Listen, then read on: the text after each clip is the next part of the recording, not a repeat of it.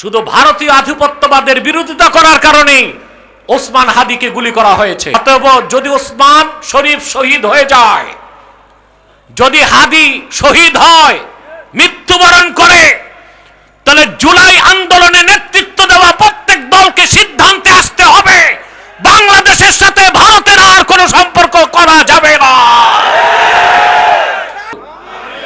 জীবিত তাকে তার মায়ের কোলে ফিরায় দেয়, আর যদি শাহাদাত বরণ করে আল্লাহ যেন তার শাহাদাতকে কবুল করে নেয়। বাংলাদেশের ডাক্তাররা ফেল, সিঙ্গাপুরের ডাক্তাররাও বলেছে তাদের কাছে ট্রিটমেন্ট নাই, এটা পাঠাতে হবে ইংল্যান্ডে কিংবা আমেরিকাতে। এত দূরের পথ, আসলে যে ভাগ্যে কি আছে আল্লাহ তাআলাই ভালো জানেন। কিন্তু আমি যে কথা বলছিলাম, ভালো করে কথা শুনে রাখুন, বাংলাদেশের সেটআপ চেঞ্জ হয়েছে, সিস্টেম চেঞ্জ হয়েছে, কথা বলে না। এটা বিপ্লব না, পৃথিবীতে প্রথম বিপ্লব করে গেছেন ইব্রাহিম আলাইহিস সালাম। 16 বছর যারা ছিল গোশতগুলো খেয়ে হাড্ডি রেখে গেছে, বাকিরা এখন হাড্ডি চুষতেছে। যারা আমাদের স্নেহের ছোট ভাইরা যে নেতৃত্ব দিছে, আগস্ট মাসের আগে দেখছি এদের মুখে হাড্ডি গনা যায়, আর এখন মাশাআল্লাহ ওনাদের চেহারা থেকে ঘি টপকায়। এখন ঘি টপকায়, তাহলে বোঝা যায় ঘটনা কি দাল মে কুছ কালা হ্যায়। তবে তাদের ঋণ আমরা শোধ করতে পারবো না। ফেসিবাদের বিরুদ্ধে প্রথম সারিতে ছিল ছাত্র নেতারা। আর আমার সবচেয়ে দুঃখ ওসমান শরীফ হাদির জন্যে। এই ছেলেটা আসলেই ভালো ছেলে, ইসলামপন্থী, খাঁটি মুসলমান, ইনসাফের পক্ষে কথা বলেছে। তার অপরাধ হচ্ছে নাস্তিকদের দৃষ্টিতে সে ভারতের আধিপত্যবাদ বিরোধী।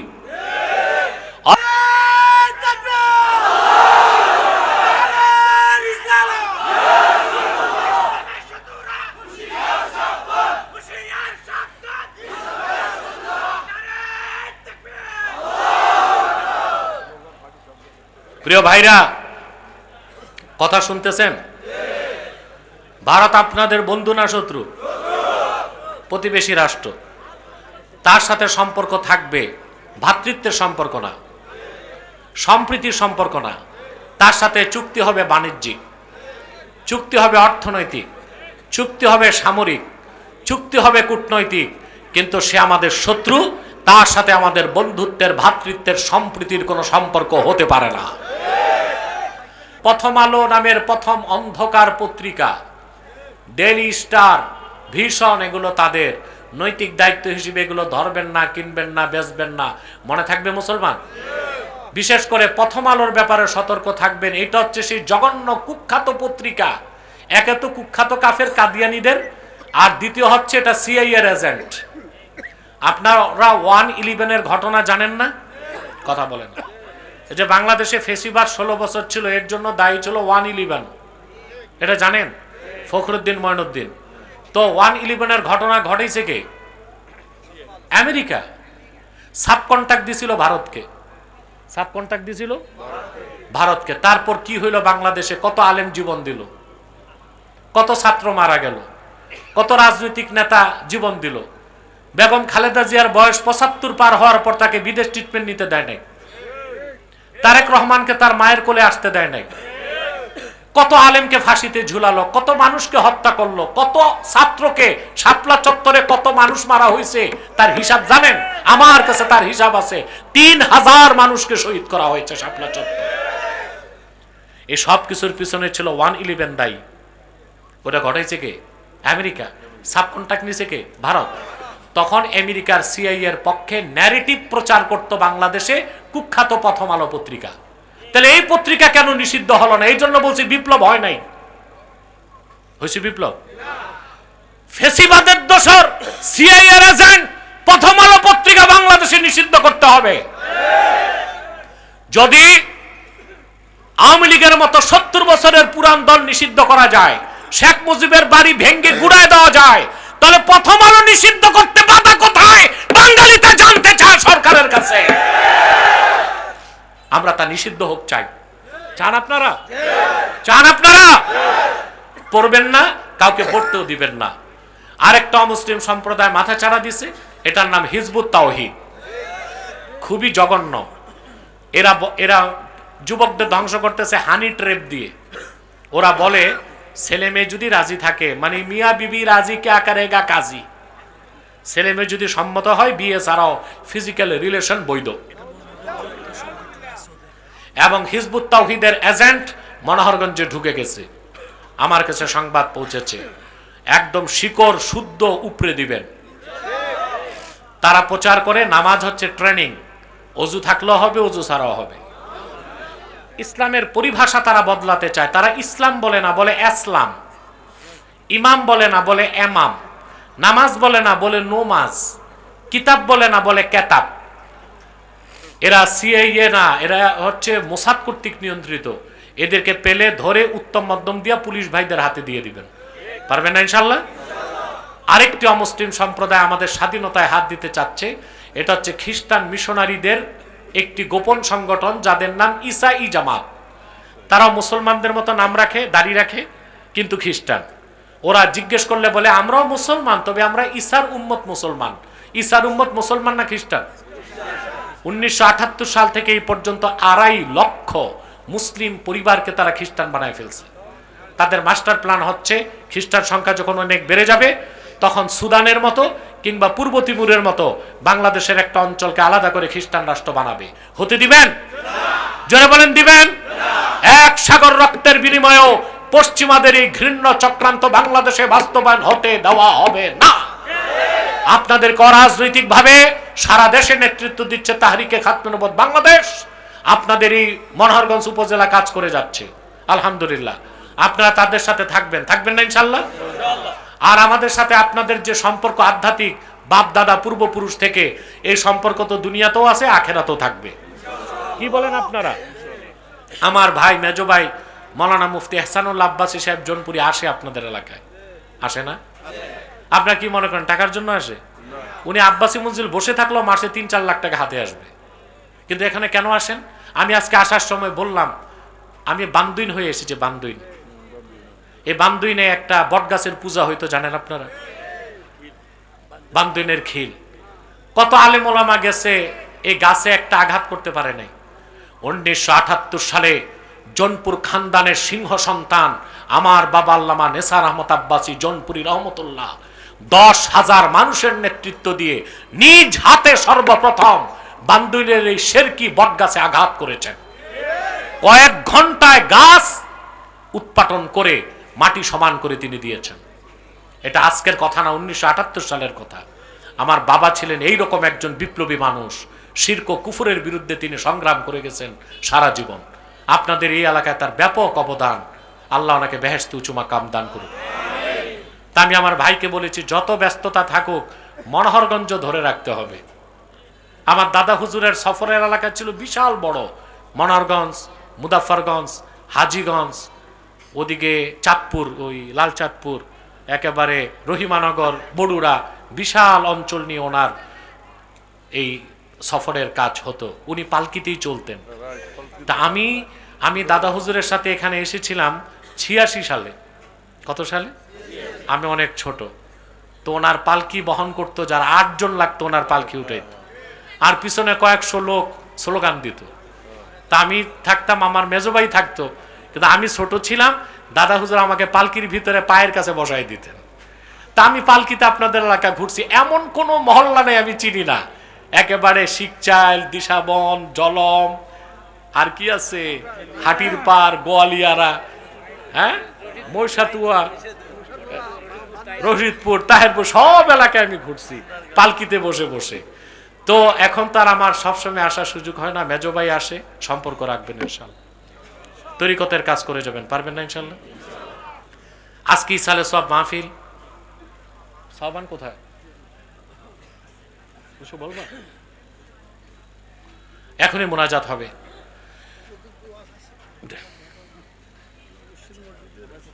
টিএনও ইউএনও কোন ছাতা? মিনিস্টার এসে এখানে কোনো প্রভাব বিস্তার করতে পারবে না, সেটাও একটা স্বৈরাচারী মনোবৃত্তি। আমি তাকে সাবধান করে দিচ্ছি, আমার নিরীহ মুসলমান আলেম ওলামাকে একা মনে করবেন না। যা খুশি তা পাওয়ার দেখাই দিবেন, পাওয়ার আর কতটুকু, কয় ইঞ্চি পাওয়ার হয়েছে। এই ভুলের জন্য আমরা আল্লাহর কাছে ক্ষমা চাইবো এখন, আমি সহ সবাই। পরে আস্তাগফিরুল্লাহ, রাব্বি মিন কুল্লি যামবি ওয়া আতুবু ইলাই। হে আল্লাহ, ইচ্ছাকৃত অনিচ্ছাকৃত সকল কবিরা সগীরা গুনাহ থেকে ক্ষমা চাই। তোমার হাবিবের জুতা মোবারকের সদকায় আমাদের তওবা কবুল করো। শয়তান তো আরো ওয়াসওয়াসা দিতে পারে, কথা বলেন। আমার মনে হয় প্যান্ডেলটা দ্বিগুণ করা দরকার ছিল। অনেক লোক দাঁড়িয়ে আছে, যারা দাঁড়িয়ে আছে তারা ডবল সওয়াব পাবে, ঠিক কিনা? তো এখন শয়তান আপনাদেরও ওয়াসওয়াসা দিবে, মুনাজাতের আগে উঠানো যায় কিনা? আমরা শয়তানকে সুযোগ দিব? একটা নিয়ত করতে হবে, করব? নেক নিয়ত করে শয়তানের নাপাক গালে চপেটাঘাত করব ইনশাআল্লাহ। আমরা নিয়ত করছি কিছুক্ষণ পরে আজকের মুনাজাত করে গুনাহ মাফ করে নিষ্পাপ বেহেশতি আল্লাহওয়ালা হয়ে বাড়ি যেতে চাই। কারা কারা হাত তুলে আল্লাহকে দেখা?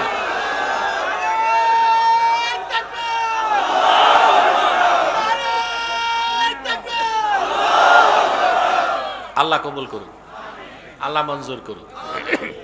আসুন তিলাওয়াতের মাধ্যমে আমরা আলোচনায় প্রবেশ করছি। আউযু বিল্লাহি মিনাশ শাইতানির রাজীম। বিসমিল্লাহির রাহমানির রাহিম। ইয়া আইয়ুহাল্লাযীনা আমানু তাকুল্লাহা হাক্কা তুকাতিহি ওয়া লা তামুতুন্না ইল্লা ওয়া আনতুম মুসলিমুন। আল্লাহ তাআলা বলেন, হে বিশ্বাসীগণ, ঈমানদারগণ, মুমিনগণ, তোমরা আল্লাহকে যথার্থ ভয় করো। ওয়ালা তামুতুন্না ইল্লা ওয়া আনতুম মুসলিমুন, আর পরিপূর্ণ মুসলিম না হয়ে মৃত্যুবরণ করো না। আমাদের প্রিন্সিপাল আইডেন্টিটি, আমাদের মৌলিক পরিচয়, আমরা মুসলমান। ঠিকটা তো ঠিক মতো বললেন না। কে জাতীয়তাবাদী, কে ধর্মনিরপেক্ষতাবাদী, কে বাঙালি, কে আফগানি, কে পাকিস্তানি, কে ইরাকি, কে ইরানি, এইসব পরিচয় গৌণ, ক্ষুদ্র, আঞ্চলিক পরিচয়। আমাদের বৈশ্বিক পরিচয়, আমরা আল্লাহর বান্দা, রাসূলুল্লাহর উম্মত। আমাদের সবচেয়ে বড় পরিচয় আমরা মুসলমান। এর চেয়ে বড় কোনো পরিচয় আমাদের হতে। আল্লাহ বললেন, ঈমানদাররা আল্লাহকে ভয় করো যথার্থভাবে, আর পরিপূর্ণ মুসলিম না হয়ে মৃত্যুবরণ করো না। সূক্ষ্ম দুইটা বিষয় এখানে আছে। এক, আল্লাহ মুসলমান হতে কাদের বলেছেন? কাফের মুশরিককে না মুমিনদেরকে? এখানে বুঝার বিষয় আছে, যথেষ্ট জ্ঞান ও খোরাক আছে। কাফের মুশরিককে আল্লাহ মুসলিম হতে বলেন নাই। কাফের মুশরিককে বলেছেন ঈমান আনো, ঈমানদারকে বলেছেন মুসলিম হও, ঠিক না? আগে ঈমান, তারপরে ইসলাম। মুমিন না হয়ে, ঈমান না এনে দাড়ি টুপি জুব্বা কুর্তার নামাজ পড়ে মুসলমান হওয়ার সুযোগ। আগে কি ঈমান, আগে কি ঈমান এনে মুমিন, তারপর আনুগত্য প্রদর্শন করে মুসলিম। বলেন সুবহানাল্লাহ। কোরআনে কারীমে আল্লাহ রাব্বুল আলামিন কাফের মুশরিকদেরকে ইসলামে প্রবেশ করার কথা বলেন নাই। কাফের মুশরিকদেরকে তিনি বলেছেন ঈমান আনো, ঈমানদারদেরকে বলেছেন ইসলামে প্রবেশ করো। সূরা বাকারায় আল্লাহ তাআলা বলেন, ইয়া আইয়ুহাল্লাযীনা আমানু দুখুলু ফিস-সিলমি কাফা ওয়া লা তাত্তাবিউ খুতুওয়াতিশ শাইতান ইন্নাহু লাকুম আদুউম মুবিন। আল্লাহ রাব্বুল আলামিন বলেন, হে ঈমানদারগণ, বিশ্বাসীগণ, তোমরা পরিপূর্ণভাবে ইসলামে প্রবেশ করো, শয়তানের পদাঙ্ক অনুসরণ করো না। নিশ্চয়ই শয়তান তোমাদের প্রকাশ্য শত্রু, তাতে কোনো সন্দেহ নাই। তাহলে আল্লাহ মুসলিম হতে কাদের বলেছেন? অবিশ্বাসীদের না বিশ্বাসীদের? কাফের মুশরিককে না মুমিনকে? তাহলে বোঝা যাচ্ছে ইসলামের শুরু হচ্ছে ইমান। শুরু কি? যেখানে ইমান নাই ওখানে ইসলাম নাই। মুমিন না হয়ে মুসলিম হবার কোনো সুযোগ। বিষয়টা বুঝাই দিচ্ছি। ইসলাম হচ্ছে আল্লাহ কর্তৃক প্রেরিত, রসুলুল্লাহ কর্তৃক আনিত একমাত্র স্বীকৃত মনোনীত জীবন বিধান ইসলাম। এটাকে আল্লাহ নূর বলেছেন।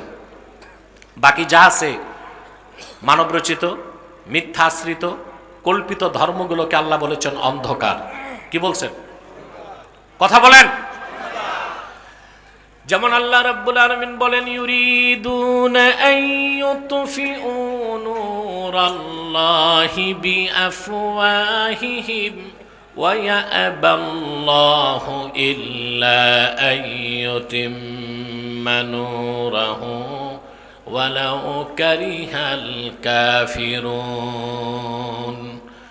কাফেরেরা, মুশরিকেরা তাদের মুখের ফু দিয়ে আল্লাহর নূরকে নিভায় দিতে চায়, অথচ আল্লাহ সিদ্ধান্ত নিয়েছেন তিনি তার নূরকে পরিপূর্ণতা দান করা ছাড়া অন্য কিছু করবেন না। আল্লাহ রাব্বুল আলামিন আখিরি নবী মুহাম্মদ মুস্তাফা সাল্লাল্লাহু আলাইহি ওয়াসাল্লামের মাধ্যমে আল্লাহ তার নূর দিন ইসলামকে ১৫০০ বছর আগে পরিপূর্ণ করে দিয়েছেন, মহাবিজয়ী করে দিয়েছেন। সুবহানাল্লাহ বলেন। অনেকে বলে বাংলাদেশে আমাদেরকে ভোট দিবেন তো ইসলাম বিজয়ী হবে। না, আত্মঘাতী সিদ্ধান্ত কথা এটা। ইসলামের বিজয় কোনো ব্যক্তি বা গোষ্ঠীর বিজয়ের সাথে সম্পর্ক রাখে না।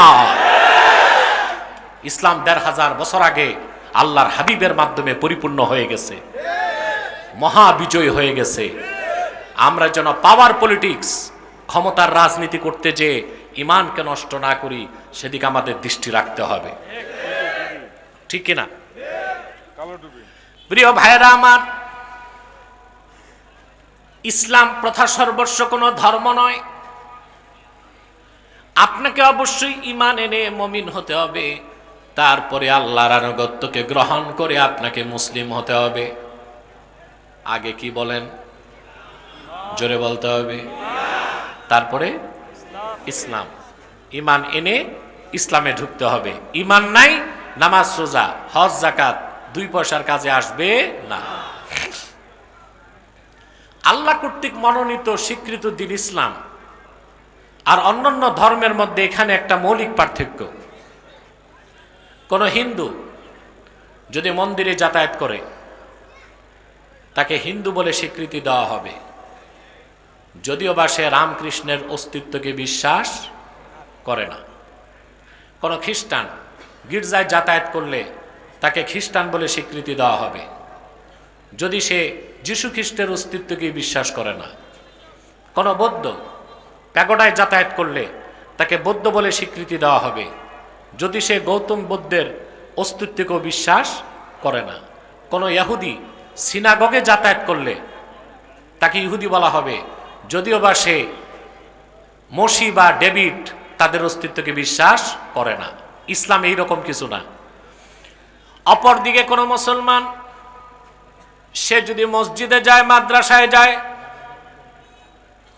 দাড়ি আছে, টুপি আছে, 5 ওয়াক্ত নামাজ আদায় করে, কিন্তু আল্লাহর কোরআনের শুরু থেকে শেষ বিসমিল্লাহর বা থেকে মিনাল জিন্নাতি ওয়ান নাসের সিন পর্যন্ত কোন একটা বাক্যের, একটা শব্দের, একটা অক্ষরকে যদি অস্বীকার করে সে কাফের। কোনদিন সে মুসলিম স্বীকৃতি লাভ করতে পারে না। পারবে? কারণ তার ঈমান নাই। আর যার ঈমান নাই তার গেট আপ, ডেকোরেশন, বিউটিফিকেশন, দাড়ি, টুপি, জুব্বা, কুর্তা, জিকির, ফিকির, হাল ফাল, এ দিয়া সে মুসলিম হতে পারে না। আগে তাকে পরিপূর্ণ ঈমানদার হতে হবে। বলেন সুবহানাল্লাহ। কথা বুঝতেছেন? তা আগে হচ্ছে ঈমান। আগে কি? ঈমান আনার পরে আল্লাহর আনুগত্যকে গ্রহণ করার নাম ইসলাম, ব্যক্তি হলো মুসলিম। বলেন সুবহানাল্লাহ। মাইকম্যান কোথায়? মাইকম্যান কই? মাইকম্যানকে দেখি। আওয়াজ ডবল হবে না, ইকো বন্ধ করো। আমার কম আওয়াজ চলবে কিন্তু পরিষ্কার আওয়াজ লাগবে, ক্লিন আওয়াজ। হ্যাঁ, যেটা বিল্ডিং এ লাগে ওটা কমায় দাও, ঘুরায় দাও, একটা কিছু করো, হয় বিল্ডিং সরাও নয় মাইক সরাও। রাপা প্লাজা সরাইছে না ধাক্কা দিয়ে? আমার মনে পড়ছে রানা প্লাজা। যখন এটা পড়ে গেছে তখন এক মাতাল স্বরাষ্ট্রমন্ত্রী ছিল, কুখ্যাত মগা। এ বলছিল হেফাজতের লোকজন ধাক্কা দিয়া 7 তলা বিল্ডিং পালাই দিচ্ছে। আমি তখন ভাবছিলাম এ শুধু মদ খায় নাই, মেয়াদ উত্তীর্ণ মদ খাইছে। সেই সূত্র ধরে বললাম হয় মাইক সরাও নয় বিল্ডিং সরাও। প্রিয় বন্ধুগণ, তাহলে আল্লাহর নির্দেশ হচ্ছে ঈমান আনো। ঈমানদারগণ তোমরা আল্লাহকে যথার্থ ভয় করো এবং পরিপূর্ণ মুসলিম না হয়ে মৃত্যুকে আলিঙ্গন করো না। কথা বুঝতেছেন আমার ভাইয়েরা? আল্লাহ রাব্বুল আলামিনের নির্দেশ হচ্ছে আমাদের পরিচয় হবে আমরা মুসলমান। কি পরিচয়?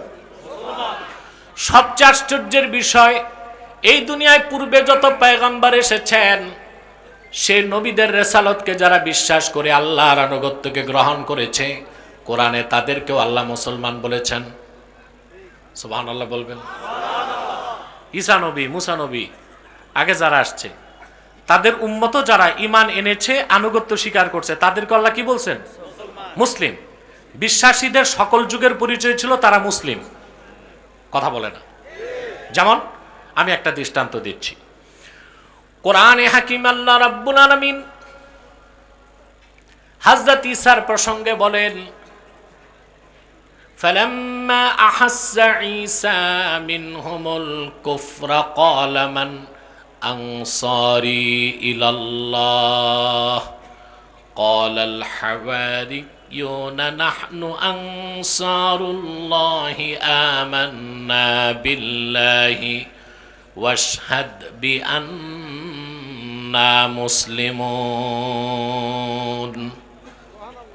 আল্লাহ তাআলা ঈসা নবীর প্রসঙ্গে বলেন, ঈসাকে আল্লাহ পাঠিয়েছিলেন বনি ইসরায়েলকে হেদায়েতের জন্য। জানেন তো আপনারা? তিনি যখন দীর্ঘদিন দ্বীনের দাওয়াত দেবার পর অনুভব করলেন তারা কুফর করবে, ঈমান আনবে না, তখন তিনি চূড়ান্ত ঘোষণা দিলেন, মান আনসারি ইলাল্লাহ, আল্লাহর জন্য আমাকে সাহায্য করার মতো কে কে আছো?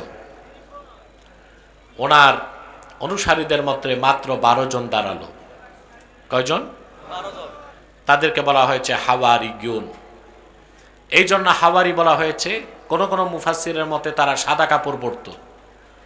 কেউ কেউ বলেছেন তাদের মন পরিষ্কার ছিল, কেউ কেউ বলেছেন তারা ধোপা ছিল, কেউ কেউ বলেছেন হাওয়ারিয়ুনের একটা অর্থ সাহায্যকারী। এই 12 জন দাঁড়ায় বলল, ঈসা আমরা ঈমান এনেছি আল্লাহর উপর, আর তুমি সাক্ষ্য থাকো আমরা আল্লাহর জন্য তোমাকে সাহায্য করব, আর আমরা হচ্ছে মুসলমান। পরিচয় কি ছিল? জোরে বলতে হবে। হযরত সুলাইমান প্রসঙ্গে আল্লাহ রাব্বুল আলামিন বলেন, সুলাইমান নাম শুনছেন? সুলাইমান আলাইহিস সালাম, বাইবেলে তার নাম এসেছে সলোমন। কি নাম? ইহুদি খ্রিস্টানরা শুধু আল্লাহর কিতাবগুলো বদলায় নাই, নবীদের নামও বদলায় দিছে। সুলাইমানের নাম লেখছে সলোমন, ইসহাকের নাম লেখছে যাকব, দাউদের নাম লেখছে ডেভিড। কথা বুঝেন না? ইলিয়াস আলাইহিস সালামের নাম লেখছে এলসিস, ইদ্রিস আলাইহিস সালামের নাম বদলায় লেখছে অদ্রিত, ইব্রাহিম আলাইহিস সালামের নাম লেখছে আব্রাহাম। যারা আল্লাহর কিতাবই বদলাই দিছে, নবীদের নাম বদলানো তাদের কাছে কোনো অপরাধ ছিল না। হযরত সুলাইমান বাইতুল মুকাদ্দাস থেকে বিশ্বকে শাসন করেছেন, জানেন না? এই যে বাইতুল মুকাদ্দাস, হাইকালে সুলাইমানি, এটা তার ছিল। এখান থেকে তিনি বিশ্বকে শাসন করতেন। বাইতুল মুকাদ্দাসের কাছাকাছি ইয়ামানের সাবা নামক এলাকায় এক মহিলা রানী ছিল। সাবা নামক এলাকায়, তার নাম হচ্ছে বিলকিস। কি নাম? জোরে বলেন।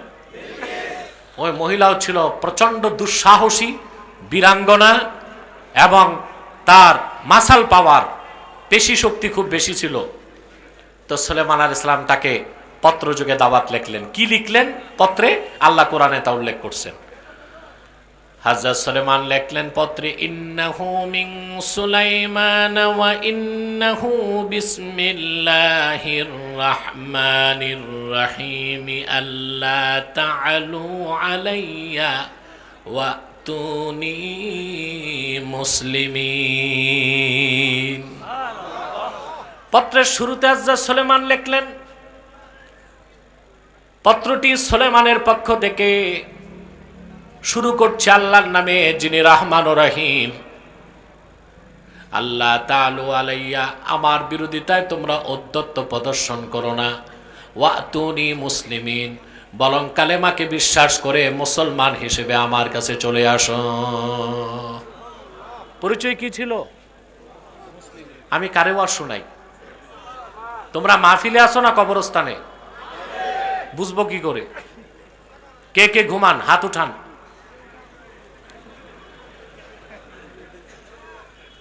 সেজন্য আমি বলি, হুজুগে বাঙালি না, না বুঝে বাঙালি। মনোযোগটা এইদিকে দেন, খুব কম সময়ে আপনাদের ছেড়ে দেব ইনশাল্লাহ। কথা শুনতেছেন তো? তিনি পরিচয় কি দিলেন ইমানদারদের? ওয়াতুনি মুসলিমিন, সাবার রানীকে আর তার লোকজনকে বলল, ইমান আনো আর মুসলিম হিসেবে আমার কাছে চলে আসো। তাহলে বোঝা যাচ্ছে পূর্বের সকল পয়গম্বরদের ইমানদার উম্মতদের পরিচয় কি ছিল? এই তো বুঝে গেছেন। আল্লাহ রাব্বুল আলামিন তার আখিরি নবী মুহাম্মদ মুস্তাফা সাল্লাল্লাহু আলাইহি সাল্লামের মাধ্যমে ১৫০০ বছর আগে দ্বীন ইসলামকে পরিপূর্ণ করলেন। তখন থেকে এখন পর্যন্ত যারা সেই দিনকে বিশ্বাস করবে, তাদের ফাইনাল পরিচয় আল্লাহ করে দিলেন, তারা মুসলমান। কোরআনে কারীম আল্লাহ তাআলা বলেন, কুল আমান্না বিল্লাহি ওয়া মা উনজিলা আলাইনা ওয়া মা উনজিলা আলা ইব্রাহিম ওয়া ইসমাঈল ওয়া ইসহাক ওয়া ইয়াকুব ওয়াল আসবাত ওয়া মা উতিয়া মূসা ওয়া ঈসা ওয়ান নাবিয়্যুন লা নুফাররিকু বাইনা আহাদিম মিনহুম ওয়া নাহনু লাহু মুসলিমুন। আল্লাহ রাব্বুল আলামিন তার হাবিবকে কোরআনে ডেকে বলেন, হাবিব আমার মুহাম্মদ সাল্লাল্লাহু আলাইহি ওয়াসাল্লাম, আপনি বলুন, ঘোষণা করুন, আমরা ঈমান এনেছি আল্লাহর উপর, ঈমান এনেছি আমাদের কাছে যে কোরআন এসেছে তার উপর, এবং আমরা আরো বিশ্বাস করি যা নাজিল হয়েছে ইব্রাহিমের উপর, ইসমাইলের উপর, ইসহাকের উপর, ইয়াকুবের উপর, তাদের বংশধরদের উপর, এবং যা দেয়া হয়েছে মুসা এবং ঈসাকে এবং পূর্বের নবীদেরকে যারা আল্লাহর কাছ থেকে এসেছে। নবীদের মধ্যে আমরা কারো সাথে কারো বিভেদ ছিল সেটা মনে করি না। আল্লাহর তাওহীদ প্রচারে তাদের মধ্যে কোনো তারতম্য করি না। ওয়া নাহনু লাহু মুসলিমুন, আমরা হচ্ছি মুসলিমুন, আমরা মুসলমান। আমরা কি? এটা আমাদের মৌলিক পরিচয়, ঠিক কিনা?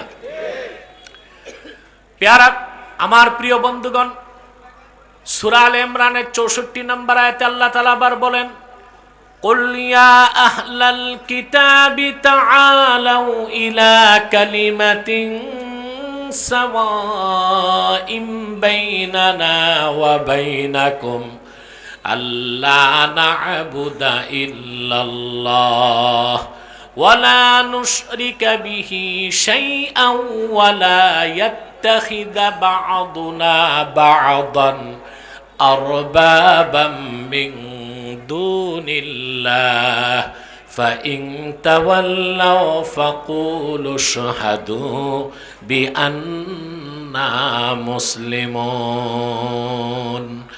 সূরা আলে ইমরানে আল্লাহ তাআলা বলেন, হাবিব আমার মুহাম্মদ সাল্লাল্লাহু আলাইহি ওয়াসাল্লাম, আপনি আহলে কিতাবকে ডেকে বলুন, হে আহলে কিতাব, আসো একটি কথায় আমরা সকলে একমত পোষণ করি, একটি কথায় আমরা যান এখান থেকে, একটি কথায় আমরা সবাই একমত পোষণ করি, কথাটি আমরাও মানি তোমরাও মানতে পারো, সেটা হচ্ছে আমরা আল্লাহ ছাড়া কারো ইবাদত করব না,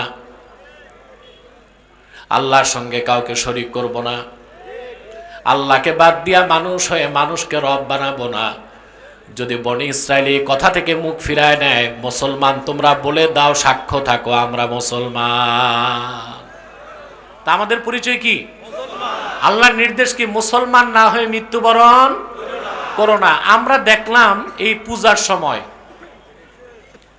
কত দাড়িওয়ালা, টুপিওয়ালা, পীর বাবা, মৌলবী সাহেব মানুষকে বলেছে কে মুসলিম কে অমুসলিম এটা বড় পরিচয় না, আমরা বাঙালি। এই কথা কোরআনপন্থী, হাদিসপন্থী মুসলমান মানতে পারে? এ হচ্ছে হিন্দুদের ভোটকে আদায় করার বুদ্ধি। তার মানে যে বাংলাদেশে অভ্যুত্থান ঘটলো ভারতের আধিপত্যের বিরুদ্ধে, সেই অভ্যুত্থান পরবর্তী বাংলাদেশে ভারতের দালালদের সংখ্যা এখনো কমে নাই, আছে। হিন্দুদের ভোট ব্যাংক নেওয়ার জন্য এগুলো হচ্ছে ছল চাতুরিপূর্ণ কথা, যা আমাদের আকীদার সাথে সংঘর্ষ সৃষ্টি করে। কে বাঙালি, কে বাংলাদেশি, কে পাকিস্তানি, কে আফগানি, এটা কোনো পরিচয় নয়। রাসূলুল্লাহর ঈমানদার পরিচয়ের একটাই পরিচয়, মুসলমান। জীবন চলে যাবে, এই পরিচয়কে গোপন করতে পারবো না। এখন আল্লাহর নির্দেশ, ঈমানদার তোমরা আল্লাহকে যথার্থ ভয় করো এবং মুসলমান না হয়ে মৃত্যুবরণ। এখন মুসলিম কিভাবে হবেন প্রশ্ন আসে কিনা? কথা বলে না। আগে ঈমান, তারপরে ইসলাম। ঈমান আনার পরে বিনা প্রশ্নে আল্লাহর আনুগত্যকে মেনে নেবার নাম ইসলাম। আল্লাহর আখিরি নবী মুহাম্মদ সাল্লাল্লাহু আলাইহি ওয়াসাল্লামের রিসালাতকে বিশ্বাস করার পরে, ওনার আনিত দ্বীন ইসলামকে স্বীকার করার পরে, শরীয়তের সমস্ত বিধানকে বিনা প্রশ্নে মেনে নেওয়া, হালালগুলোকে গ্রহণ করা, হারামগুলোকে বর্জন করা, এটা হচ্ছে আল্লাহর আনুগত্য। ঈমান আনার পরে এই আনুগত্য যখন বান্দা প্রকাশ করবে, তখন সে হয়ে যাবে খাঁটি মুসলমান। আল্লাহর আনুগত্য কিভাবে গ্রহণ করতে হয়, মুসলিম হতে হয়, তার শিক্ষা দিতে আল্লাহ কোরআন শরীফে মুসলিম জাতির জনক ইব্রাহিম আলাইহিস সালামের ইতিহাস তুলে ধরেছেন। সুবহানাল্লাহ বলেন। জাতির জনকের নাম কি? সর্বশক্তি দিয়ে বলেন, জাতির জনকের নাম কি? মুসলমানের একটাই পরিচয়, মুসলমান। বাঙালি নামে কোনো পরিচয় মুখ্য পরিচয় নয়। মুসলমান ইব্রাহিম খলিলকে বাদ দিয়া অন্য কাউকে তার বাপ বানাতে পারে না। এই বিশ্বাস হৃদয়ে গেঁথে নিবেন। পারবেন না ইনশাআল্লাহ? হযরত ইব্রাহিমের মাধ্যমে কোরআন শরীফ আল্লাহ তাআলা আনুগত্যশীল মুসলিম কিভাবে হতে হয় সেই কথা তুলে ধরেছেন। ইব্রাহিম আলাইহিস সালামের বাড়ি ছিল ইরাকের বাবেলে। কোথায় ছিল? ইরাক। ইরাকের বাবেলে। মানচিত্রে এখন বাবেল নামে কোনো দেশ পাবেন না, ওইটার নাম হচ্ছে বেবিলন। নাম কি? সেখানে ইব্রাহিম আলাইহিস সালামের জন্ম। তিনি একা ছিলেন আল্লাহর তৌহিদে বিশ্বাসী। বংশের সমস্ত মানুষ ছিল, কেউ নক্ষত্র পূজারী, কেউ চন্দ্র পূজারী, কেউ সূর্য পূজারী, কেউ অগ্নি পূজারী, বাকিরা মূর্তি পূজারী। তিনি একা ছিলেন তৌহিদে বিশ্বাসী আল্লাহর পয়গম্বর ইব্রাহিম খলিলুল্লাহ। বলেন সুবহানাল্লাহ। আল্লাহ পাক হযরত ইব্রাহিমের মাধ্যমে আনুগত্যের পরীক্ষা নিলেন। সুবহানাল্লাহ। কিভাবে আত্মসমর্পণ করে মুসলিম হতে হয় সেই শিক্ষা আল্লাহ দিলেন। আল্লাহ তার 10টা পরীক্ষা নিলেন। কয়টা? আল্লাহ তাকে ডাক দিয়ে বলেছেন, ওয়া ইয ক্বালা লাহু রাব্বুহু আসলিম ক্বালা আসলামতু লিরাব্বিল আলামিন। আল্লাহ রাব্বুল আলামিন বলেন, মুহাম্মদ সাল্লাল্লাহু আলাইহি ওয়াসাল্লাম স্মরণ করুন আপনি ইব্রাহিমের কথা। ইব্রাহিমের রব যখন ইব্রাহিমকে বলল আসলিম, ইব্রাহিম তুমি মুসলিম হও, আত্মসমর্পণ করো, বিনা প্রশ্নে তিনি বললেন আসলামতু লিরাব্বিল আলামিন, রাব্বুল আলামিনের জন্য বিনা শর্তে আমি আত্মসমর্পণ করলাম। তিনি কতটুকু আত্মসমর্পণ করলেন তার পরীক্ষা দিলেন 10টা। কয়টা? জোরে বলেন। কোরআন শরীফে আল্লাহ তাআলা বলেন, ওয়া ইযবিতালা ইব্রাহিম রাব্বুহু বিকালিমাতিন ফাআতাম্মাহুন قال إني جاعلك للناس إماما قال ومن ذريتي قال لا ينال عهد الظالمين আল্লাহ রাব্বুল আলামিন বলেন, হাবিব আমার মুহাম্মদ সাল্লাল্লাহু আলাইহি ওয়াসাল্লাম স্মরণ করুন, ইব্রাহিমের রব যখন তার পরীক্ষা নিলেন, সবগুলো পরীক্ষায় হযরত ইব্রাহিম সফলতার পরিচয় দিলেন।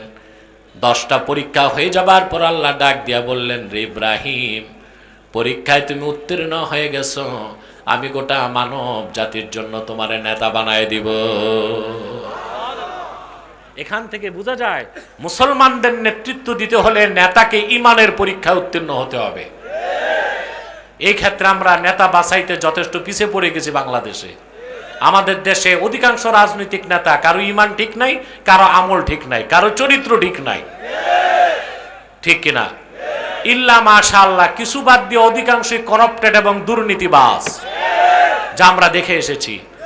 এই নেতৃত্বের জায়গায় যদি সংস্কার না হয়, তাহলে ঐক্য কমিশন ঐক্য করতে করতে মৃত্যু কমিশন হয়ে গেল, দেশের কোনো সংস্কার হবে না। পারছে সংস্কার করতে? কথা বলে না। কয় মাস বসছে? 9 মাস। জাতীয় ঐক্যমত্য কমিশন 9 মাস বসছে। 9 মাসে মিটিং করছে, কত সবার তার হিসাব নাই। শুধু চা বিস্কিটের খরচ গেছে 54 লাখ টাকা। কত? 54 লাখ টাকা। কি খাইছে আমি বুঝি না, সোনার কাপ আর রূপার চামচে চা বিস্কুট খাইছে। 54 লাখ টাকা গেছে। গরিব দেশে মিটিং করতে যায় 54 লাখ টাকার চা বিস্কুটের খরচ, এটারও হিসাব দিতে হবে আল্লাহর কাছে। হবে কি না? সংস্কার মূল জায়গায় করতে হবে। নেতা যেই দেশে চরিত্রবান, নেতার কাজে যদি ট্রাস্ট এবং ট্রান্সপারেন্সি, সততা এবং স্বচ্ছতা থাকে, বিশ্বাস থাকে, আমানতদারির সাথে নেতা যদি তার অঞ্চলকে গড়ে তোলে, সব নেতা যদি এই চিন্তা করে, বাংলাদেশ ইসলামী সমাজে পরিণত হয়ে যাবে। রাষ্ট্রবিজ্ঞানের ভাষায় society is great than state, রাষ্ট্র থেকে সমাজ বড়। আমরা মুসলমানেরা যদি ইমানদারদেরকে নেতা বানাতাম, চরিত্রবান নামাজি বিশ্বাসীদেরকে, ইসলামের প্রতি শ্রদ্ধাশীলদেরকে নেতা বানাতে পারতাম, বাংলাদেশ ইসলামী সমাজে পরিণত হয়ে যেত। আগামীর প্রজন্ম বাংলাদেশকে ইসলামী রাষ্ট্র বানায় দিতে পারত। ঠিক কিনা বলে? সংস্কার মূল জায়গায় করতে হবে। কোথায়? হযরত ইব্রাহিমের পরীক্ষা আল্লাহ কয়টা নিয়েছেন? 10 পরীক্ষা উত্তীর্ণের পর আল্লাহ বলছেন, ইব্রাহিম, এবার তোমাকে আমি মানব জাতির নেতা বানাবো। সুবহানাল্লাহ। নেতা বানাইছেন? কথা বলে না। তিনি আমাদের পিতা, তিনি আমাদের, সুবহানাল্লাহ। 10টা পরীক্ষার মধ্যে তিনি যে কতটুকু মুসলিম তা পরীক্ষা দিতে 2টা পরীক্ষা কঠিন হয়েছে, আমি কে তা বলবো। প্রথম পরীক্ষাটা ছিল, তিনি যে অঞ্চলে বসবাস করতেন, ইরাকের বাবেল, সেখানে সব ছিল পৌত্তলিক, অগ্নি পূজারী, মূর্তি পূজারী, চন্দ্র পূজারী, সূর্য পূজারী, নক্ষত্র পূজারী। আল্লাহ হুকুম করলেন, ইব্রাহিম, এই পৌত্তলিকদেরকে তুমি আমার তাওহীদের দাওয়াত দাও। হযরত ইব্রাহিম আসলেন, এসেই দেখেন তিনি যাকে বাবা বলতেন তিনি আর কওমের সবাই মূর্তি পূজা করতেছে, আর তিনি একা আল্লাহর তাওহীদের পক্ষে, সাথে কোনো মানুষ। তিনি তাদেরকে ডাক দিয়ে বললেন, আল্লাহ বলেন, ইয ক্বালা লিআবিহি ওয়া কওমিহি মা হাযিহি তামাসিলুল্লাতী আনতুম লাহা আকিফুন। বাবা, বাবাকে বললেন, বংশের মানুষকে বললেন, তোমরা যে নিজ হাতে বানাইছো তোমাদের উপাস্যগুলো, এগুলো তোমাদের বানায় নাই, তোমরা এদেরকে বানাইছো, তো এরা তোমাদের খোদা হয় কেমনে? এরা তোমাদের। তো ইব্রাহিম আলাইহিস সালামের কওম কোনো যুক্তি দিতে পারে নাই, একটা খোরা যুক্তি দিছে। কি যুক্তি দিছে? ক্বালু ওয়াজাদনা আবাআনা লাহা আবিদিন। বাপ দাদা করতো, আমরাও করি। বলেন নাউজুবিল্লাহ।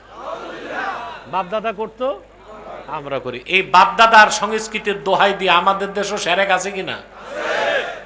এই যে 21শে ফেব্রুয়ারি শহীদ মিনারে যান আপনারা, তে শহীদ মিনারে কি ভাষা শহীদরা ঘুমায় আছে? ওরা আছে কবরস্থানে। তো এইটা কি?